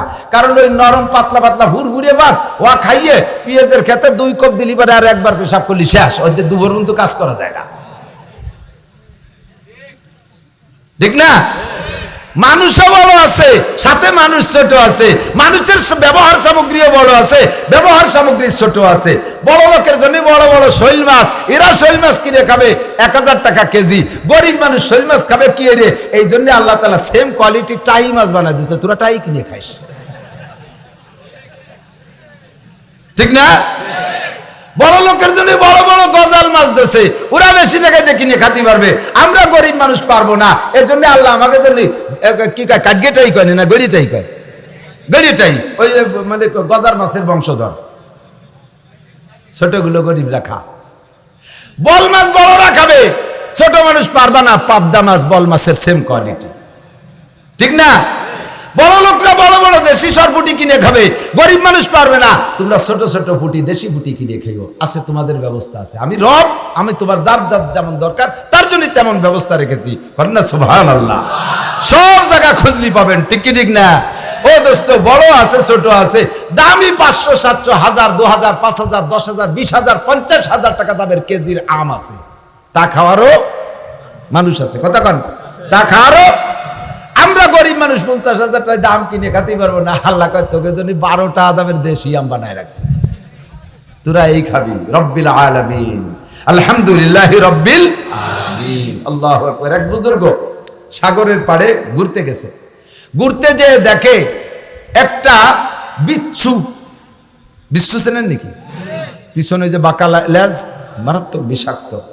এই বিচ্ছু একটা সাগরের পাড় দিয়ে লাফাতি লাফাতি খুব দ্রুত আসতেছে, বডিতে একটু বড় সাইজের বিচ্ছু। এইটা দৌড়াইতে দৌড়াইতে আসতেছে, ওই পিসাব বুজুর্গ উনি ওই বিচ্ছুটার পিছনে লাগছে। বিচ্ছু তো মানুষ দেখলে মানুষকে ধাওয়া করবে, ও আমারে ধাওয়া না করে ও সুজা নদীর দিক যায়, ঘটনা কি? তোর বিচ্ছুর পিছনে পিছনে গেছে। হুজুর যখন বিচ্ছুর পিছনে পিছনে নদীর পাড়ে গেছে, ইতিমধ্যে একটা কচ্ছপ কাসিম ও নদীর ভিতরে থেকে ভাসি আইটা কিনারে দাঁড়াইছে। বিচ্ছুটা লাফ দিয়ে কাসিমের পিঠের উপরে বসছে। কাসিম তো ডুব দেবে, ডুব দিলেই তো বিচ্ছু ভাসিয়ে চলে যাবে। কাসিমটা পিঠ ভাসাইয়া মার মার করে নদীর উপারে চলে গেছে।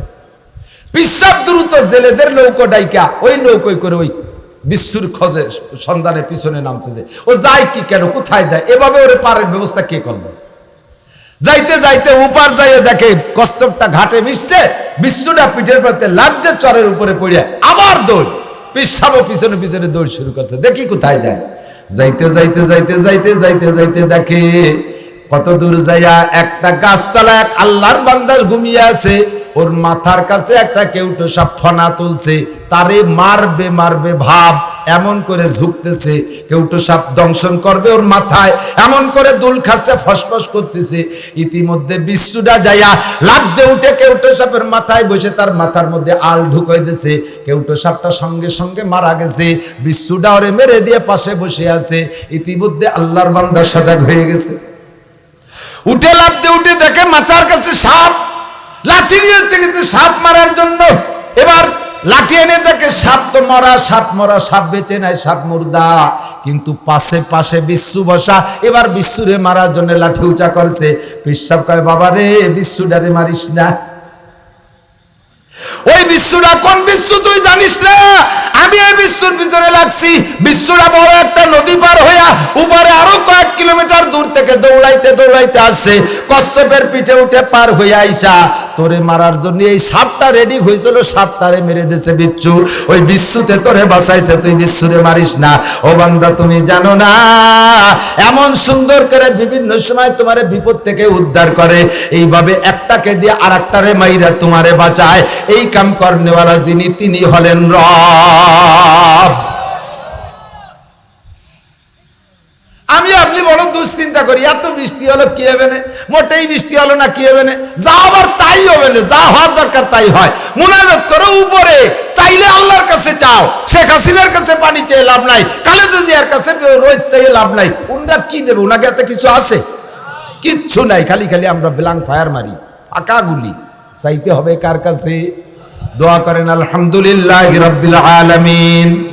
সূরা ফাতিহার আয়াত না, একটু মশলা কম হয়ে যায়। মশলা সূরা ফাতিহা নামাজের মধ্যে পড়া লাগে কি লাগে না? পড়তে পড়তে আন বিরক্ত লাগে, আন তো বাদ দিলি হয় না। অবিতাকরারে তুলাতে লাম ইয়ামুল। দুনিয়ার কোনো গান নাই যে গানে এতবার গাওয়ার পরও ভালো শোনা যায়।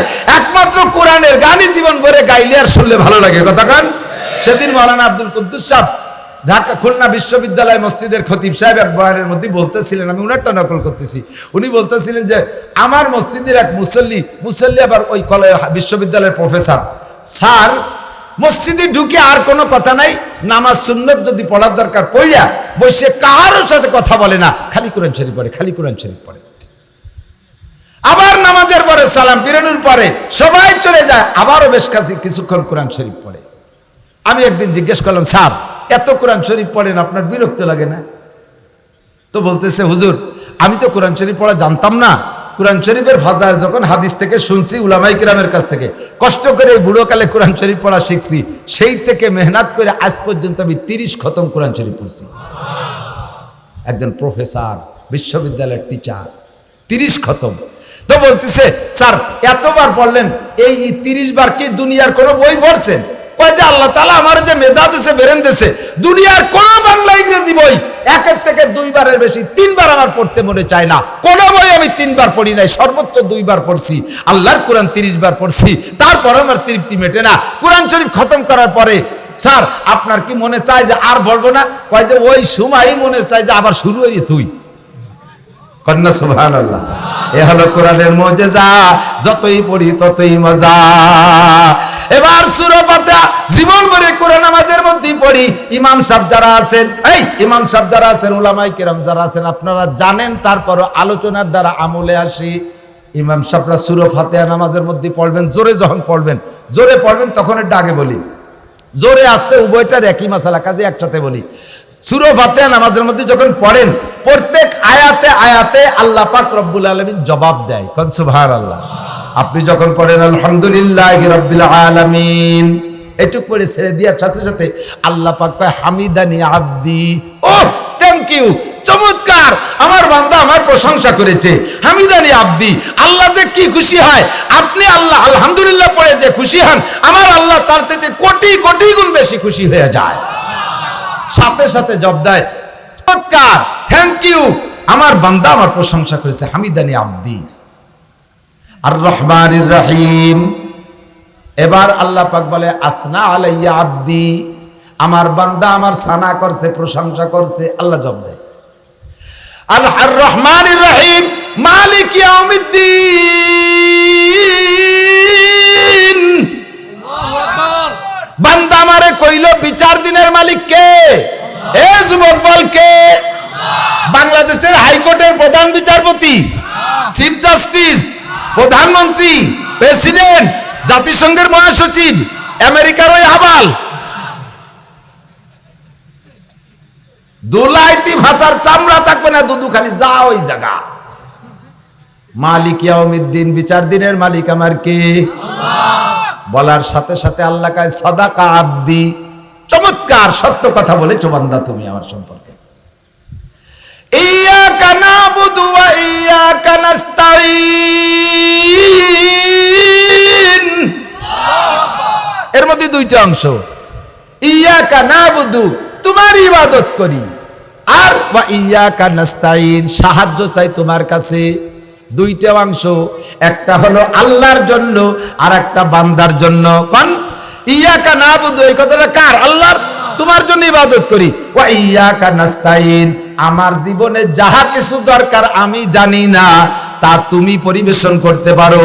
ও আল্লাহ, আমি জানি আর না জানি, আমার জীবনে যত চাহিদা আছে সব তোমার কাছে চাই। কার কাছে? ওয়া ইয়াকা না, বোঝে না কথা। আমার কি কি দরকার সব কি আমি জানি? জানেন? সব জানেন? কিছু জানেন না, মাথায় মাথায় 3 সাইডে জানেন। আর নেই ওয়া ইয়াকা নাস্তাইন কইলে এর মধ্যে কি আসছে জানেন? আল্লাহ, আমি যা জানি আর না জানি, আমার প্রয়োজন কি আমি বুঝি আর না বুঝি, সব তোমার কাছে চাই। এই বলার সঙ্গে সঙ্গে আল্লাহ জবাব দেয় কি কইয়া জানেন? কয় হাযা বাইনি ওয়া বাইনা আব্দি, হাযা বাইনি ওয়া বাইনা আব্দি। এই আয়াতে 2 ভাগে বিভক্ত, অর্ধেক আমার আর অর্ধেক আমার বান্দার। ওয়ালি আব্দি মা সাআলা, আমার বান্দা যা চাইলো নামাজের মধ্যে আমি তারে এক্ষুনি সব দিয়ে দিলাম, উজাড় করে সব দিয়ে দিলাম। ওয়ালি আব্দি মা সাআলা। এই যে চেয়ারম্যান সাহেব বসা, আমারে হাদিয়া দিয়েছে, উনার কাছে একই ব্যক্তি যদি ডেলি 3-4 বার যায়, শেষে কি উনি ঘরের মধ্যে কবে যে আসি বাড়ি? ছোট্ট বাচ্চারে পাঠাই দিয়ে আব্বা হলো ঢাকা। আসলেই তো ঘরের মধ্যে ঢাকা রয়েছে, মিথ্যে কথা বাড়ি এটা কই নেই। কতবার চাইলে মানুষে দিতে পারে। আল্লাহ পাক রব্বুল আলামিন বলেন আমার কাছে না চাইলে আমি কষ্ট পাই। যতবার চাবি ততবার পাবি, যতবার চাবি ততবার পাবি। এই একটা মাত্র দরজা আল্লাহর কাছে, যে জায়গা গেলে বারবার গেলেও আল্লাহ পাক রব্বুল আলামিন বেজার হয় না। ওয়া ইয়াকা নাস্তাইন, কন্না ওয়া ইয়াকা নাস্তাইন, ওয়া ইয়াকা নাস্তাইন। আল্লাহ ফিলিস্তিনের সাহায্য কার কাছে চাই? কার কাছে? মুজাহিদদের সাহায্য কার কাছে? আমার জীবনের সব যা কিছু চাহিদা কার কাছে চাই? আল্লাহ কয় ওয়ালি আব্দি মা সাআলা, বান্দা তুমি যা চাইলে তোমারটা তোমারে দিয়ে দিলাম। এরপরে বলবেন ইয়াকা নাবুদু ওয়া ইয়াকা নাস্তাইন। এবার চাই কি? 1 নম্বরে ইহদিনাস সিরাতাল মুস্তাকিম, সঠিক রাস্তা দেখাও। আল্লাহ, রাস্তা তো বুঝে উঠতে পারতেছি না। এ বাংলাদেশে কি পরিমাণ রাস্তা, কোনটা দিকে গেলে ঢাকা যাওয়া যায় বুঝতে পারতেছি না। আমলিগ, বিএনপি, জামাত, জাতীয় পার্টি, আটরশি, চন্দ্রপাড়া, মানিকগঞ্জ, সুরেশ্বর, বজেশ্বর, ইনায়তপুর, বাহাদুরপুর, শরীয়তপুর, মাদারীপুর, ফরিদপুর, তবলিগ, সরমুনাই, ইতাতি, ওজাহাতি, এ হুজুর ও হুজুর, এই কোন তালে পড়ে গেলাম? সঠিক রাস্তা কোনটা আমার দেখায় দাও। নামাজের মধ্যে বলবেন ইহদিনাস সিরাতাল মুস্তাকিম। এই এত রাস্তার মধ্যে একটা রাস্তা সঠিক আছে না নাই? আছে না নাই? ওইটাই বেবাচাকার মধ্যে যে হুজুরি মাইক পায় এত সুন্দর করে তারটা বুঝাই দেয়, সাধারণ পাবলিক বলে কাজে এটাই ঠিক আছে। আবার উনি নামে যাওয়ার পরে আমি আসবো, আমি যেটা বুঝবো আগের সালা কি ছাগল নাকি, তারে গাল হইয়ে সবাই ফেলাই দিয়েছে। ও আনছিস কে তার বিশ্বর জীবনে ওইটা আনবি না ছিল জুড়লে। আবার আমি চলে যাওয়ার পর আর এক হুজুর, সে হুজুর আরো স্বাস্থ্য চেহারা ভালো, সুন্দর করে আর একটা বুঝাই দিয়েছে। বুঝলাম না কি আরবো তোর হুজুর হুজুর বাদ দে, নিজেরা যা কয় বা বেটা বুঝি তাই ওর বাড়ি। সিদ্ধান্তে এদিক চলে যায় কতক্ষণ। এত ভেবাচাকার ভিতরে দোয়া করব কার কাছে? ইহদিনাস সিরাতাল মুস্তাকিম। এ সময় আল্লাহ জব দেয় ওয়ালি আব্দি মা সালা, বান্দা যা চাইলে তাই দিচ্ছি, তোমার সঠিক পথ। এই মনের থেকে যদি কোনো কিছু খোঁজেন, আর ওই খোঁজা জিনিসটা যদি বৈধ হয়, খোঁজা জিনিসটা যদি আল্লাহর পছন্দের হয়, তাহলে আজ হোক আর কাল হোক আল্লাহ তাআলা একদিন না একদিন তা দিয়েই ছাড়ে। বোঝেন নাই কথা? অন্তর দিয়ে খুঁজবেন, আর যা খুঁজবেন তা বৈধ হবে, অথবা যা খুঁজতেছেন তা আল্লাহর মহব্বতের ভালোবাসার জিনিস হবে, তাহলে একদিন না একদিন দেরি হলেও আপনি পাইবেন। মাঝে একটু বলি যাওয়া লাগে, কষ্ট হচ্ছে আপনাদের? জুলাইখা ইউসুফ আলাইহিস সালামকে পছন্দ করেছে। ইউসুফ আলাইহিস সালামকে পছন্দ করিয়া 17 বছরের যুবকরে ঘরের মধ্যে নিয়ে অ্যাটাক করছে, কিসসা তো জানেন। ইউসুফ আলাইহিস সালামকে অ্যাটাক না করে পারার উপায় নাই, উপায় নাই। মানুষ পর্যন্ত পাগল। ইউসুফ আলাইহিস সালাম যখন ছোট, মা মরিয়ে গেছে, এতিম, উনারে পালার জন্য উনার ফুফু নেছে। উনার ফুফু ইয়াকুব আলাইহিস সালাম, ভাই আমি ওরে নিয়ে যাই ইউসুফরে, ওর তো মা নাই, আমি পালি। মানে এক তো চেহারায় পাগল হয়ে গেছে, আরো ভাইয়ের বেটা, আরো এতিম, এই টালে টলে কায়দারে কয় ভাই আমি ওরে নিয়ে যাই, আমি ওরে পালি বসে দেব। পালতে পালতে ভাইয়ের বেটার প্রতি এমন ভালোবাসা হয়েছে যে ইউসুফ আলাইহিস সালাম রে ইয়াকুব আলাইহিস সালাম মাঝে মাঝে একটু দেখতে জন্য ডাকতে চাইল, কয় এই তোরে ইউসুফরে একটু পাঠাই দিস দি, কয় ওর হলো জ্বর হয়েছে, ও যাবে না, এ বাহানায় ও বাহানায় দিয়ে জাতি দেবে না। লাস্টে ইউসুফ আলাইহিস সালামকে শিক্ষা দীক্ষার জন্য বাপে কাছে আনতে গেছে।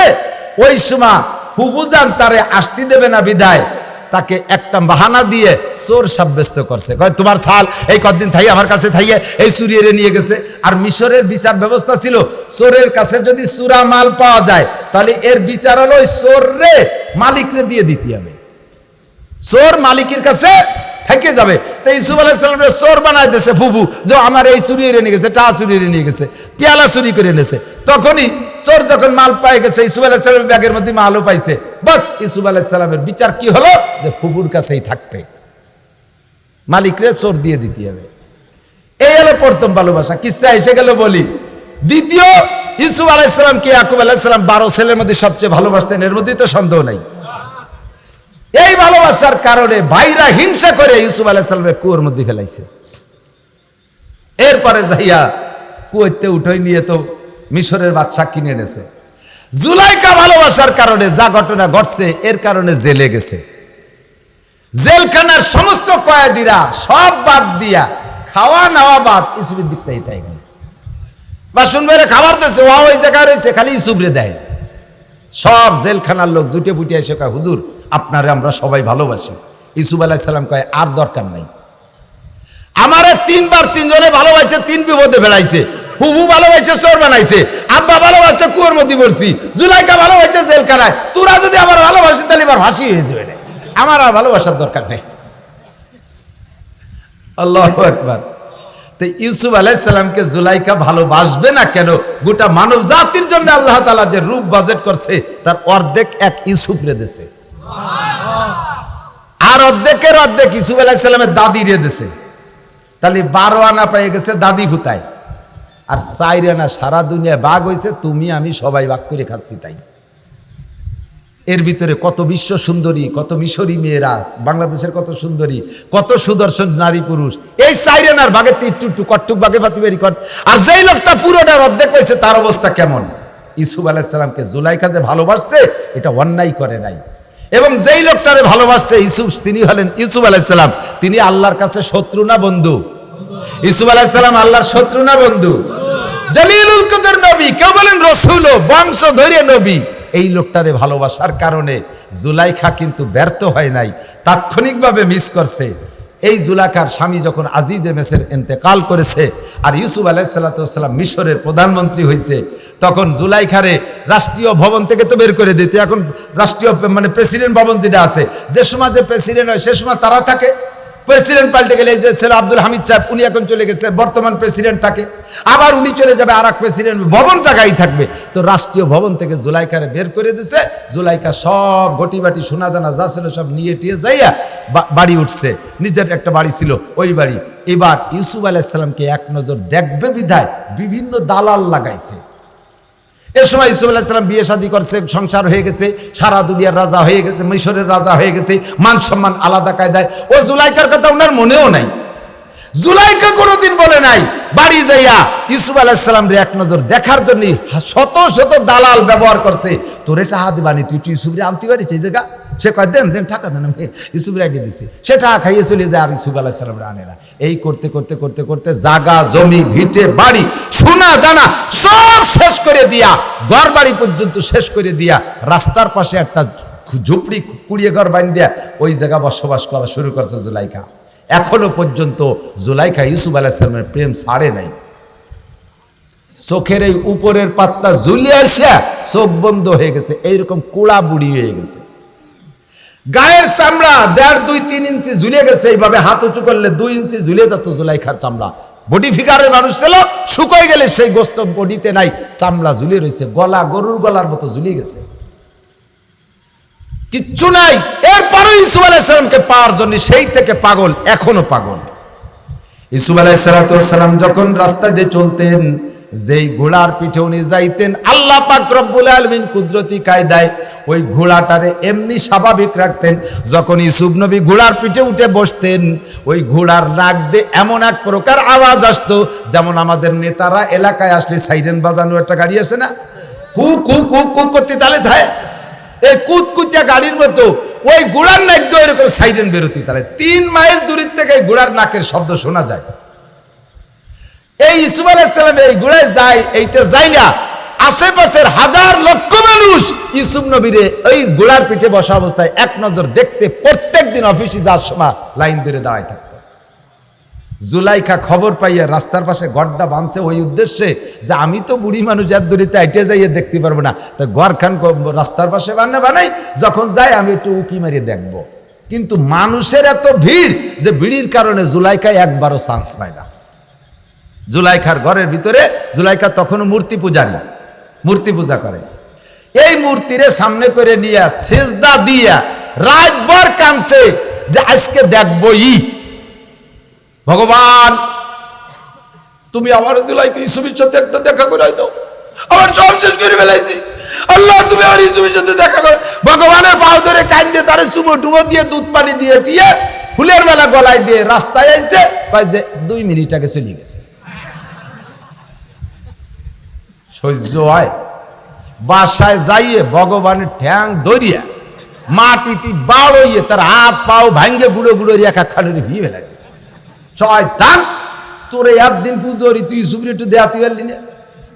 অন্তরের থেকে তওবা পড়ে ফেলেছে, লা ইলাহা ইল্লাল্লাহ ইউসুফ নবিয়ুল্লাহ, কোন সুবহানাল্লাহ। রব্বুল আলামিন জীবনের শেষ মুহূর্ত পর্যন্ত চলে আসছি, বিরায় 80-র উপরে বয়স হয়ে গেছে। এই দেবদেবীরে পূজা করলাম, ভগবানের সেবা দিলাম, সে আমারে দেখাইতে পারে না ইউসুফ রে। তুমি যদি আল্লাহ আল্লাহ হইয়া থাকো, রব হয়ে থাকো, তাহলে আমাকে ইউসুফের সাথে দেখা করাই দিও। আজকেই দোয়া কইরা রাস্তায় উঠছে, ইউসুফ আলাইহিস সালাম আইসে ওই জায়গা দাঁড়াইছে। কন্যা সুবহানাল্লাহ। রব যে রব বিশ্বাস করতে আর বাদে নাকি কন? টেনশন নাই, নিশ্চিন্তায় হাত উঁচা করছে। বুড়ো মানুষ তো, ইউসুফ আলাইহিস সালাম তো চেনে না যে এই দেশে জুলাইখা, বুড়ো ওই একেবারে যাওয়ার তাই হয়ে গেছে। এই বুড়ি ইউসুফ আলাইহিস সালাম রে দাঁড় করছে। বাংলাদেশের তৎকালীন দুই পাকিস্তানতে যখন এক ছিল, প্রেসিডেন্ট আইয়ুব খান নাকি ঢাকায় আসছে, এইরকম জুলাইখার মতো এক বুড়ি আইয়ুব খানকে খুব ভালোবাসে। তো সবাই কইছে এবার আইয়ুব খান বলে আসবে, তা আমি একটু দেখা করবো। তা আইয়ুব খানকে দেখা করার জন্য বুড়ি আগে যে বসে রয়েছে। যখন আইয়ুব খান এসে স্টেজে উঠছে, বুড়ি ওই আইয়ুব খানকে দেখবে বলে সবাই বলে টলিয়ে বাতি বাতি চলে গেছে। বুড়ি তো একটু পেয়ে গেছে, আর আইয়ুব খান তো বিশাল জোয়ান, ফিল্ড মার্শাল আইয়ুব খান। তো বুড়ি কইতে, বাবা আমি তোমার ভক্ত, তোমারে ভালোবাসি, দেখার জন্য পাগল হয়ে চলে আসছি, আমি তোমারে পাইছি, মাথাটা একটু নিচি হরে তোমার একটু দোয়া হরিয়ে দেই। আইয়ুব খান তো দুই পাকিস্তানের প্রেসিডেন্ট, আবার সেনাবাহিনীর বড় অফিসার, মানে অত বড় অফিসার আইয়ুব খানের পরে পৃথিবীতে আর কেউ এই উপাধি পাই নাই। এই উপাধিটার নাম হলো ফিল্ড মার্শাল। এটা এক আইয়ুব খানই পাইছে জাতিসংঘের থেকে। ফিল্ড মার্শাল বড় বড় 3টে বিশ্বযুদ্ধে জয় হতে পারলে তারে জাতিসংঘের থেকে একটা পদক দেয়, তার নাম হলো ফিল্ড মার্শাল। এর চাইতে বড় অফিসার আর পৃথিবীতে হয় না। এই আইয়ুব খানের মাথা নিচে আসছে, বুড়ি হাত মালিশ করে দিয়ে দোয়া করে, বাবা আল্লাহ যেন তোমারে বড় দারোগা বানায় দেয়। বুড়ির কাছে জানা আছে যে বড় দারোগার বউ বুদ্ধি আর কেউ নাই, তাই দোয়া দিতে। আইয়ুব খান হাসতেছে, কয় কি? তো সবাই বলতেছে, স্যার ওনার নজরে দুনিয়ায় সবচেয়ে বড় অফিসার হলো বড় দারোগা, তাই আপনার দোয়া আছে। তার মানেই হলো আপনি যেন দুনিয়ায় সবচেয়ে বড় হন, এই বুঝে নিতে হবে। জুলাইখা যাই ওই রকম আইয়ুব খানের ওই বুড়ির মতো হাত উঁচু করছে, ঘোড়া দাঁড়াইছে। মান আনতে আপনি কে? ইউসুফ আলাইহিস সালাম জিজ্ঞেস করছে, মান আনতে আপনি কে? নাম কই না, কানা শাইখা, আমি বুড়ি, একজন বুড়ো মানুষ। একটু নামবেন ঘোড়ার থেকে? নবী তো বলার সাথে সাথে নেমে গেছে। আপনি কে? কানা ইউসুফ, মালিক মিসর, আমি এই মিশরের রাজা ইউসুফ, আমি নবীউল্লাহ, আমি আল্লাহর নবী। তো জুলাইখা বলতেছে, আপনি যদি ইউসুফ হন, আল্লাহর নবী হন, তাহলে আপনি, আপনার কাছে আমার 3টে দাবি পূরণ করবেন। বলেন যদি আমার সাধ্যের মধ্যে থাকে। 1 নম্বর হলো, আপনি যদি সত্যি নবী হন, নবীদের দোয়া আল্লাহ কবুল করে, আমি আপনারা দেখবো বলে পাগল হয়ে আসছি, আমার চোখ দুটো অন্ধ হয়ে গেছে, আপনি আমার চোখের জন্য দোয়া করলে আল্লাহ আমার চোখে ভালো করে দিত, আর আমি একটু আপনার চেহারাটা একটু দেখতাম। ইউসুফ আলাইহিস সালাম চোখে এরকম হাত মালিশ করে দিয়েছে, বুড়ির চোখ খুলে গেছে। 40 বছর বয়সের আগে চোখের পাওয়ার যেমন ছিল, এরকম পাওয়ার পেয়ে গেছে। কোরআন বলে দেখতেছে, দেখে টেকে বলতেছে, আর একটা কি কর? কয় যে আপনি অবশ্যই নবী, নইলে আপনার হাতের ছোঁয়ায় আমার চোখ ভালো হলো কি করে? আর একটা দোয়া আল্লাহর কাছে করেন, আল্লাহ যেন আমাকে 16 বছরের যুবতীর মতো বডি বানায় দেয়। দোয়া করার সাথে সাথে ইউসুফ আলাইহিস সালাম দোয়া করছে, সঙ্গে সঙ্গে জুলাইখা 16 বছরের যুবতী হয়ে গেছে। এখন ইউসুফ আলাইহিস সালাম দেয় যে, ওরে আল্লাহ দিস এই লোক, এতক্ষণ চেনে নাই তো বুড়ো, ওরে আল্লাহ দিস এই জুলাইখা। এখন ভয়তে কাঁপতিছে, কিন্তু ভয় তো নাই, রাজা তো। আশ্চর্য হয়ে গেছে, বলতেছে তা এখন কি চান? কয় যে 3 নম্বর দাবি, আমাকে বিয়ে করতে হবে। সেই থেকে আমি অপেক্ষায় রয়েছি, স্বামী মরে গেছে, কোথাও বিয়ে বসি নাই। আল্লাহর কসম, স্বামী মারা যাওয়ার পরে আমার চরিত্র কাহার কাছে আমি দেই নাই, আমার দেহকে কাহা করে পুরুষকে স্পর্শ করতে দেই নাই। আমি জানি নবীরা করে ব্যভিচারিণীকে ব্যবহার করে না। আমি আমার সতীত্বকে কন্ট্রোল করেছি। যদি নষ্ট হতাম তাহলে আটকায় রেখে সেদিন আপনার সাথে নষ্ট হতাম। আপনিও হন নাই, আমাকেও হতে দেন নাই, আমি জীবনেও নষ্ট হই নাই, আমার সতীত্ব নষ্ট করতে দেই নাই। আপনি আমাকে বিয়ে করতে হবে। ইউসুফ আলাইহিস সালাতু ওয়াস সালাম কয়, কি করবো এমনি কদি? চেহারা তো জুলাইখা কিন্তু তৎকালীন বিশ্ব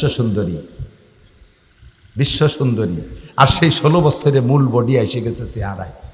কি করা যায়? এখন ওই সময় জিবরিল আলাইহিস সালাম আসছে, জিবরাইলকে বলতে যে, কদি জিবরাইলি কোন বেকায়দায় পড়িয়ে গেল, আসতে যে অফিসেই যাওয়া হবে না নাকি তা আল্লাহ জানে। জিবরাইল কানে কানে কয় কি, ওই মহিলারে বাড়ি পাঠায় দেন, আপনার বাড়ি পাঠায় দেন, খাদেম দিয়ে বাড়ি পাঠায় দেন। ইউসুফ আলাইহিস সালাম আর একটা ঘোড়ার পিঠে সওয়ার দিয়ে 2জন মহিলা সাথে দিয়ে জুলাইখারে ওনার বাড়ি পাঠায় দিয়েছে। অফিস করে রাত্রে যখন বাসায় আসছে, জিবরিল আলাইহিস সালাম বলছে, আরশে আজিমের মালিকের অর্ডার হয়ে গেছে, হুকুম হয়েছে, আপনি জুলাইখারে বিয়ে করেন। সুবহানাল্লাহ, বিয়ে করে। ইউসুফ আলাইহিস সালামের আরো স্ত্রী ছিল, একটা স্ত্রীর গর্ভ বাচ্চা হয় নাই। আল্লাহ তাআলা শেষকালে এই জুলাইখার পেটে 3টে ছেলে দিয়েছে। সেই ছেলের এক মায়ের নাম হলো, সেই 3 ছেলের এক মায়ের নাম হলো রহিমা, আর সেইটা হলো আইয়ুব আলাইহিস সালামের স্ত্রী। কন্যা সুবহানাল্লাহ। আপনি যদি কোনো বৈধ জিনিস পাওয়ার আশা করেন, বৈধ জিনিস পাওয়ার আশা করেন, তাহলে আজ হোক আর কাল হোক, যে কোনো একদিন জিনিসটা যদি আল্লাহর কাছে প্রিয় হয়, পছন্দের হয়, তাহলে ইহদিনাস সিরাতাল মুস্তাকিম সিরাতাল্লাযিনা আনআমতা আলাইহিম, এই দোয়া যদি কবুল হয়েই যায়, ইনশাআল্লাহ একটু দেরিতে হলেও আপনার মনের চাহিদা আল্লাহ তাআলা পূরণ করে দিবে। জুলাইখা সেই থেকে সতীত্বকে কন্ট্রোল করে ইউসুফ নবীকে পাওয়ার আশা করছে, কোন লুচ্চরে পাওয়ার আশা করে নাই, কোন গাঁজাখোরে পাওয়ার আশা করে নাই, চলচ্চিত্রের কোন নায়করে পাওয়ার আশা করে নাই, কোন 2 নম্বরকে পাওয়ার আশা করে নাই, জলিলুল কদর একজন নবীকে পাওয়ার আশা করিয়া সতীত্বের হেফাজত করেছে। বৃদ্ধকালে হলেও আল্লাহ তাআলা সিস্টেম করে তাকে সেই নবী নসিব করেই দিয়েছে। কথাগান কাজেই দোয়া করবেন, আল্লাহ দল তো কত, তবলিগের মধ্যে 2 দল, হেফাজতের মধ্যে 2 দল, চরমুনার মধ্যে 3 দল, এই জামাত ইসলামের মধ্যে 14 দল, আমলিগের মধ্যে কত দল, কি করব? পীর কুস্তিতে দেই 800 একরকম, চন্দ্রপাড়া আর একরকম, মানিকগঞ্জ আর একরকম, ওই রসুলপুর আর একরকম। ইহদিনাস সিরাতাল মুস্তাকিম, আমার এর মধ্যে সঠিক রাস্তাটা দেখাই দাও, সঠিক রাস্তা দেখাই দাও। তবে আল্লাহ, এ যুবক পেশা পাইছে কি ঈদগাহ, এবার কি কালেকশন? ঈদগাহ ঈদের দিন নামাজ পড়তে এসে এক একজনে 5,000 টাকা দেবেন, ঈদগার কাজ হয়ে যাবে। এখানে কোনো কালেকশন হবে না, 1 টাকাও কেউ দেবেন না। বসেন, টাকা দেবেন না, তাই ঈদগাহ হবে কি?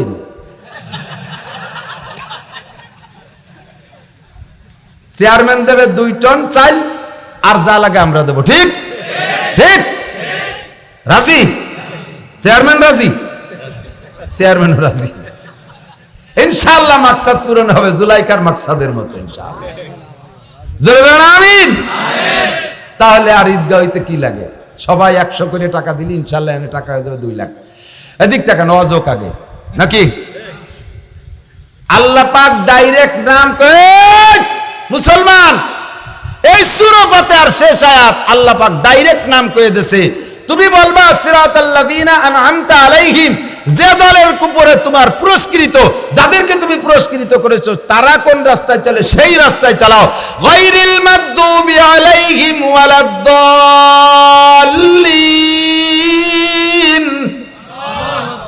মাগদুব ইহুদি, অভিশপ্ত, দাল্লিন গুমরা, নাসারা। প্রত্যেকটা তাফসীরের ভিতরে দেখবেন মাগদুব মানে ইহুদি, আর কি বলা হয় দাল্লিন মানে নাসারা, অভিশপ্ত প্রাপ্ত এবং পথভ্রষ্ট। ইহুদ আর নাসারা অভিশপ্ত প্রাপ্ত এবং পথভ্রষ্ট। সেই ইহুদ আর নাসারা জোট করিয়া বাইতুল মুকাদ্দাস দখল করে মুসলমানদেরকে নামাজ পড়তে দেয় না। আল্লাহ, আমরা তাদের দলভুক্ত হতে চাই চাই তাদের বিপক্ষে আমাদেরকে তুমি মজবুত শক্ত হাতে দাঁড়ানোর তৌফিক দান করো, বলেন আমিন। এই ওয়ালা দাল্লিনকে ছেড়ে দেওয়ার পরে বলবেন কি? আমিন। এখন একটু জোরে কন, কি বলবেন? আমিন। নামাজের মধ্যে আসতে বলবেন, এখন বলবেন জোরে, বলেন আমিন আমিন আমিন। তাহলে আমি কিভাবে সূরা ফাতিহা পড়ছি মনে আছে? প্রত্যেকটা আয়াতের পরে আল্লাহ পাক একটা জব দিয়েছে না? আপনি যদি গলগল করে আলহামদুলিল্লাহ হঠাৎ দাল্লিন, আল্লাহ তো মাঝে কিছু করতে সুযোগ পালো না। আপনি যা সেই চাইছেন তা তো আল্লাহ দেবে, ভাগে ভাগে কয়। তো আল্লাহ কয়, তুই তো সবাই দিস না, তা দেবো। জোরে পড়েন আর আসতে পারেন, পুরুষরা পারে আর নারীরা পারেন। নামাজের ভিতরে জেহরি কিরাত আর সেহরি কিরাত, সূরা ফাতিহাটাকে এক একটা করে আয়াত কাটিয়ে কাটিয়ে পড়েন। আসতেও যদি পড়েন আলহামদুলিল্লাহি রাব্বিল আলামিন আর রহমানির রহিম মালিক ইয়াউমিদ্দিন ইয়াকা না'বুদু ওয়া ইয়াকা নাস্তাঈন, বলতেছেন কারে? সেই আল্লাহ তো সামনে, উনি দেওয়ার জন্য রেডি, কিন্তু আল্লাহরে দিতে সুযোগ দিচ্ছেন না। পাতলা পাতলা করে সূরা ফাতিহা পড়বেন, বুঝে বুঝে পড়বেন। আজকে যে তরজমা বলছে, তরজমা মনে থাকবে না ইনশাআল্লাহ। পড়ার সময় দেখবেন আপনার এই কথাগুলো জেহেনে এসে গেছে, এই কথাগুলো আসছে, আর লাস্টে বলবেন আমিন। এবার হাদিসে আসছে, আল্লাহ নবী বলেন, মান ওয়াফাকা তামিনুহু তামিরাল মালাইকা গুফিরা লাহু মা তাকাদ্দামা মিন যামবিহি। মুসলমান যখন নামাজের মধ্যে ইলা ইযা ক্বালাল ইমামু গায়রিল মাগদুবি আলাইহিম ওয়ালাদ-দাল্লিন ফাকুলু আমিন। ইমাম যখন ওয়ালাদ-দাল্লিন কইয়া সাইরা দেয়, তোমরা যদি কিরাত ইমামের কিরাত শুনতে পারো তাহলে তোমরা এবার বলো আমিন। ওই সময় ফেরেশতারা আমিন বলে, মসজিদে লক্ষ লক্ষ ফেরেশতা থাকে, তারা আমিন বলে। তোমার দেহের সাথে 360 জন ফেরেশতা আছে, তারা আমিন বলে। এবার নবী বলেন, যার আমিন ফেরেশতার আমিনের সাথে মিলে যায়, যার আমিন ফেরেশতার আমিনের সাথে মিলে যায়, আল্লাহ পাক তার আগে পিছের সব গুনাহ মাফ করিয়া দেয়। আলহামদুলিল্লাহ রাব্বিল আলামিন। আমি রব নিয়ে আলোচনা করছি, স্বীকার করে আসছি রব আমার কে। কবরে যে আবার জিজ্ঞাসার জবাবে বলবেন কি, রব আমার কে? আল্লাহ কয়, ইন্নাল্লাযীনা ক্বালু রাব্বুনাল্লাহ, যারা ওই রূহের জগতে আমাকে রব বলে স্বীকার করে আসছে, 5 ওয়াক্ত নামাজে সূরা ফাতিহার মধ্যে রব বলে স্বীকার করে, রব বলে স্বীকৃতি দেয়, এ সুম্মাস্তাকামু, আর এই কথার পর অটল থাকে। দুনিয়ার কোন নেতা নেত্রীর পিছনে, শিল্পপতি কোটিপতির পিছনে, তাদের পিছনে রব বলে ঘোরে না, কেউ রব বলে মানে না, একমাত্র রব আল্লাহকে বলে মানতে মানতে এই লোকটা কবরের মৃত্যু শয্যায় শায়িত হয়ে গেছে, মৃত্যুর সময় এসে গেছে। সুম্মাস্তাকামু, আল্লাহ কয় এই লোকটা জায়গা মতো চলে আইছে। আমি মাঝে মাঝে কই, গাই দোয়াতে এলি বাসুদ্দে ভানাতে না, পানানু হয়ে গেছে, দোয়ানোর সময় যদি বালতি ছড়াই নিয়ে যায়, দুধ বাড়ি যাবে? ওয়াজের সিস্টেম এই, শুরু দিয়ে ভানাতে আয়, শেষে দোয়াতে আয়। এতক্ষণ ভানাইছি, এখন দোয়াবো। দোয়ানোর সময় কয় চল পেশাব করিয়ে শিখে, তো বালতি নিয়ে চলে গেলে চানাচুর খাইতে, দুধ বাড়ি যাবে না। পানি আছে না?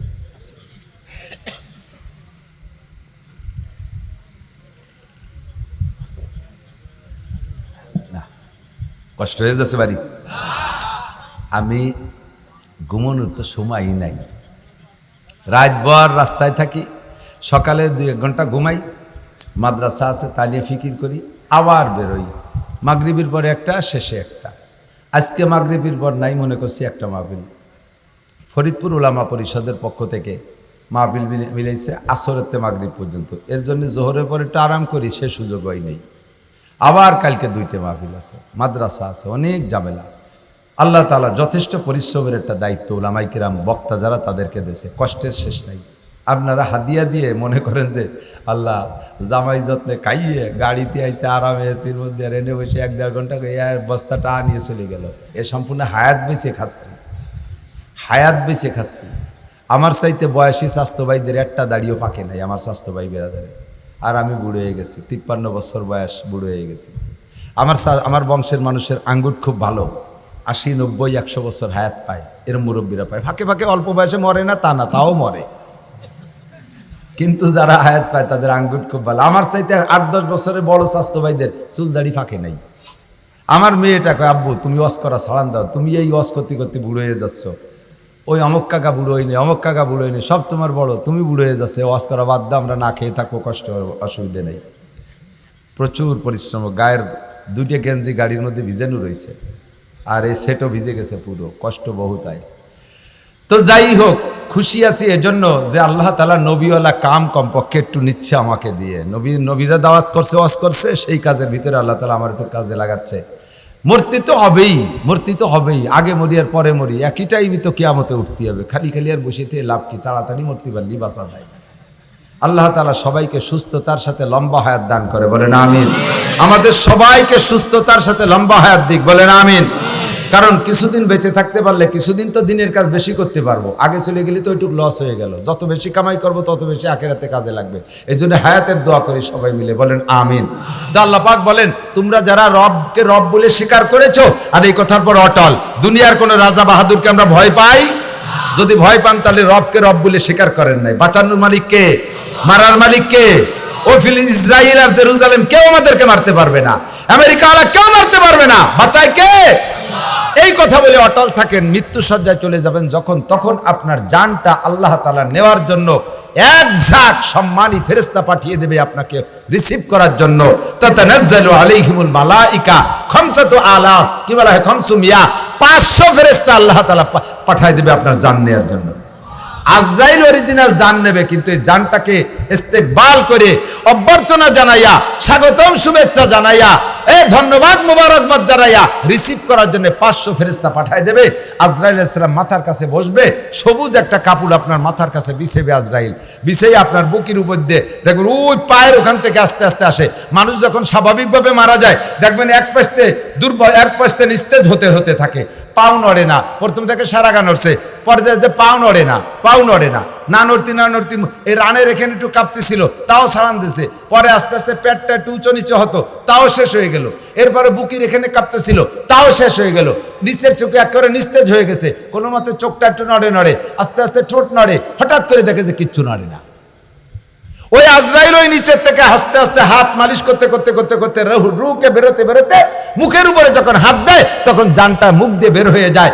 আর যদি আপনি ইমানদার হন, 500 ফেরেশতা আপনার পাশে বসে আছে, পাশে আপনার ছেলে মেয়ে বাচ্চারা কোরআন শরীফ পড়তেছে, সূরা ইয়াসিন পড়তেছে, আপনার জানটা বেরোনোর সময় অনিচ্ছাকৃত মুখ থেকে বেসাক্তা বেরিয়ে আসবে, লা ইলাহা ইল্লাল্লাহ মুহাম্মাদুর রাসূলুল্লাহ। এইটা শেষ কথা, জানটা বেরোইছে। আজরাইল এই সবুজ কাপড়ের উপরে জানটা এরকম রেখে দলা করছে, এই 500 ফেরেশতা লেগে গেছে স্লোগান দিতে আজরাইলের সাথে। আর আপনাকে শোনায় আল্লাহ তাকাবু, আল্লাহ তাকাবু, আল্লাহ তাকাবু, কোনো ভয় নাই, ওয়ালা তাহজানু, কোনো টেনশন করো না, ওয়াবশিরু বিল জান্নাতিল্লাতী কুনতুম তুআদুন। এই রূহকে বলবে তোমার ভয় নাই, তোমার টেনশন নাই। পরে ফেরেশতারা বলবে তুমি মনে করছো বউ ছেলে মেয়ে সব ফেলাই দিয়ে চলে আসছো, স্বামী মা বাপ ভাই বোন সব ফেলাই রেখে চলে আসছো মহিলা, এই টেনশন না, না না না, তুমি একা না, নাহনু আউলিয়াউকুম ফিল হায়াতিদ দুনিয়া ওয়া ফিল আখিরাহ, দুনিয়া আমরা ছিলাম সাথে, আখিরাতে আমরা থাকবো তোমার সাথে। জোরে কন্না সুবহানাল্লাহ। অভিলাগ এরপরে বলবেন এই যে জান্নাত দেখতেছো না, ওর মধ্যে কি আছে জানো? কি আছে? 500টা আলু তেল মরিচ পেঁয়াজ, ওয়ালাকুম ফিহা মা তাশতাহি আনফুসুকুম ওয়ালাকুম ফিহা মা তাদদাউন। মুখে যা বলবা তাও পাবা, আর মনে যা কল্পনা করবা তাও ওর মধ্যে আছে। কন্না সুবহানাল্লাহ। এরপরে কয় কি আর একটা জিনিস আছে, এই জান্নাতি বলবো, ওই রুহুরে ফেরেশতারা বলবে, বলবো আর একটা জিনিস কি আছে? কয় কোন দি তাড়াতাড়ি কোন? কয় যে ওই জান্নাতের মধ্যে একদিন আল্লাহ তাআলা মেহমানদারি করবে, সেই মেহমানদারিতে জান্নাতের মাছের কলিজা ভুনা আর জান্নাতের রুটি দিয়ে আল্লাহ তাআলা তোমার গালে উঠাইয়া তোমার মুখে উঠাই মেহমানদারি করে খাওয়াবে, এবং তা 500 বছর খাওয়াবে। কতকাল? 500 বছর। নুজুলাম মিন গফুরির রহিম, এর নাম হলো আল্লাহর পক্ষ থেকে মেহমানদারি। আমি একটু আপনাদের কাছে জানতে চাই, বলেন তো এইরকম একটা মরণ পছন্দ হয় কিনা? এরকম একটা মরণের তামান্না আছে? আল্লাহর হাতের এই খানা খেতে চান? কিন্তু আল্লাহ যে খাওয়াবে, এই লুকমা নিয়ে মুখের কাছে আইছে, বক্কাত করে মুখ দিয়ে বিড়ির গন্ধ বেরোইছে, গাজায় আবার ভেঞ্চিডিলির গন্ধ, ঘুষিয়ে টাকা সুদিয়ে টাকার পচা কুইয়ে গন্ধ বার হয়েছে। আল্লাহ খাওয়াবে না, যা তোরে খাওয়ান যাবে না। আল্লাহর হাতের এই খানা খাইতে হলে যত হারাম আছে সমস্ত হারাম পরিহার করে পরিচ্ছন্ন জবান নিয়া কালেমা পড়ে আখিরাতে যাও, ইনশাআল্লাহ আল্লাহ পাক খাওয়াবে। যার যে দোষ আছে সাহেবুল বাইতে আদরা বিমা ফিহে, ঘরওয়ালাই জানে ঘরের মধ্যে কি আছে। আপনি বড় বাহ্যিকভাবে যেমন দেখা যাচ্ছে, ভিতরে আপনার ওরকম না, আবার বাহ্যিকভাবে খারাপ দেখা যাচ্ছে, ভিতরে আপনার ভালো। একজন পুলিশ অফিসার, বাংলাদেশের একজন পুলিশ অফিসার, এবং বর্তমানে সম্ভবত এডিশনাল ডিআইজি হয়ে গেছে, উনি এসপি থাকাকালে ওনার একজন দারোগার কাছ থেকে আমার শোনা রিপোর্ট, এই এসপি সাহেব হিন্দু, এসপি সাহেব হিন্দু, একেবারে প্রসিদ্ধ হিন্দু। আমাদেরকে নিয়ে পুলিশ অফিসারদেরকে নিয়ে একটা মিটিং করতেছেন জুমার দিন, জোহরের দিনের বেলা, এমনি দিনে।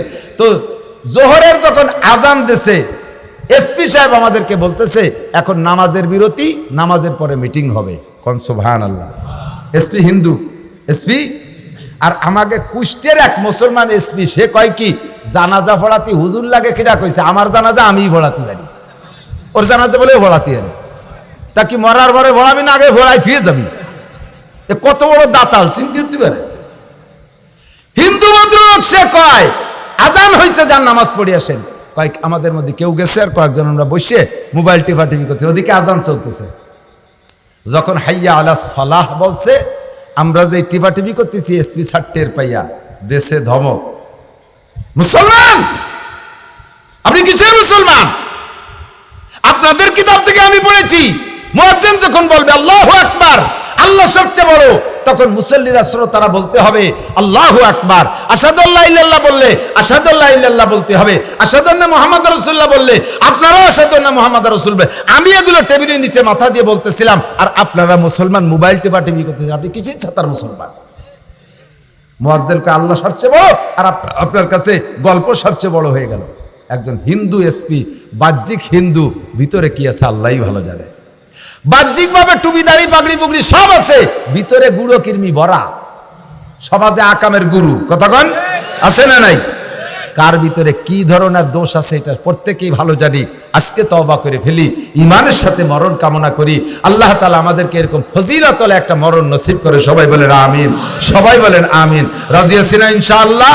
যে যে গুনাহ করেন এটা থেকে তওবা করেন, আল্লাহ তাআলা আমাদের কবুল করেন, বলেন আমিন। আল্লাহ কবুল করেন, বলেন আমিন। আল্লাহ কবুল করেন, আমিন। আমাদের ইমানি মরণ নসিব করে, বলেন আমিন। মাশাআল্লাহ, হাত নামান। একটা মানুষও যদি চলে যায় বুঝবো যে এই লোকটা ইসরায়েলের ইহুদিকে দলের হতে পারে।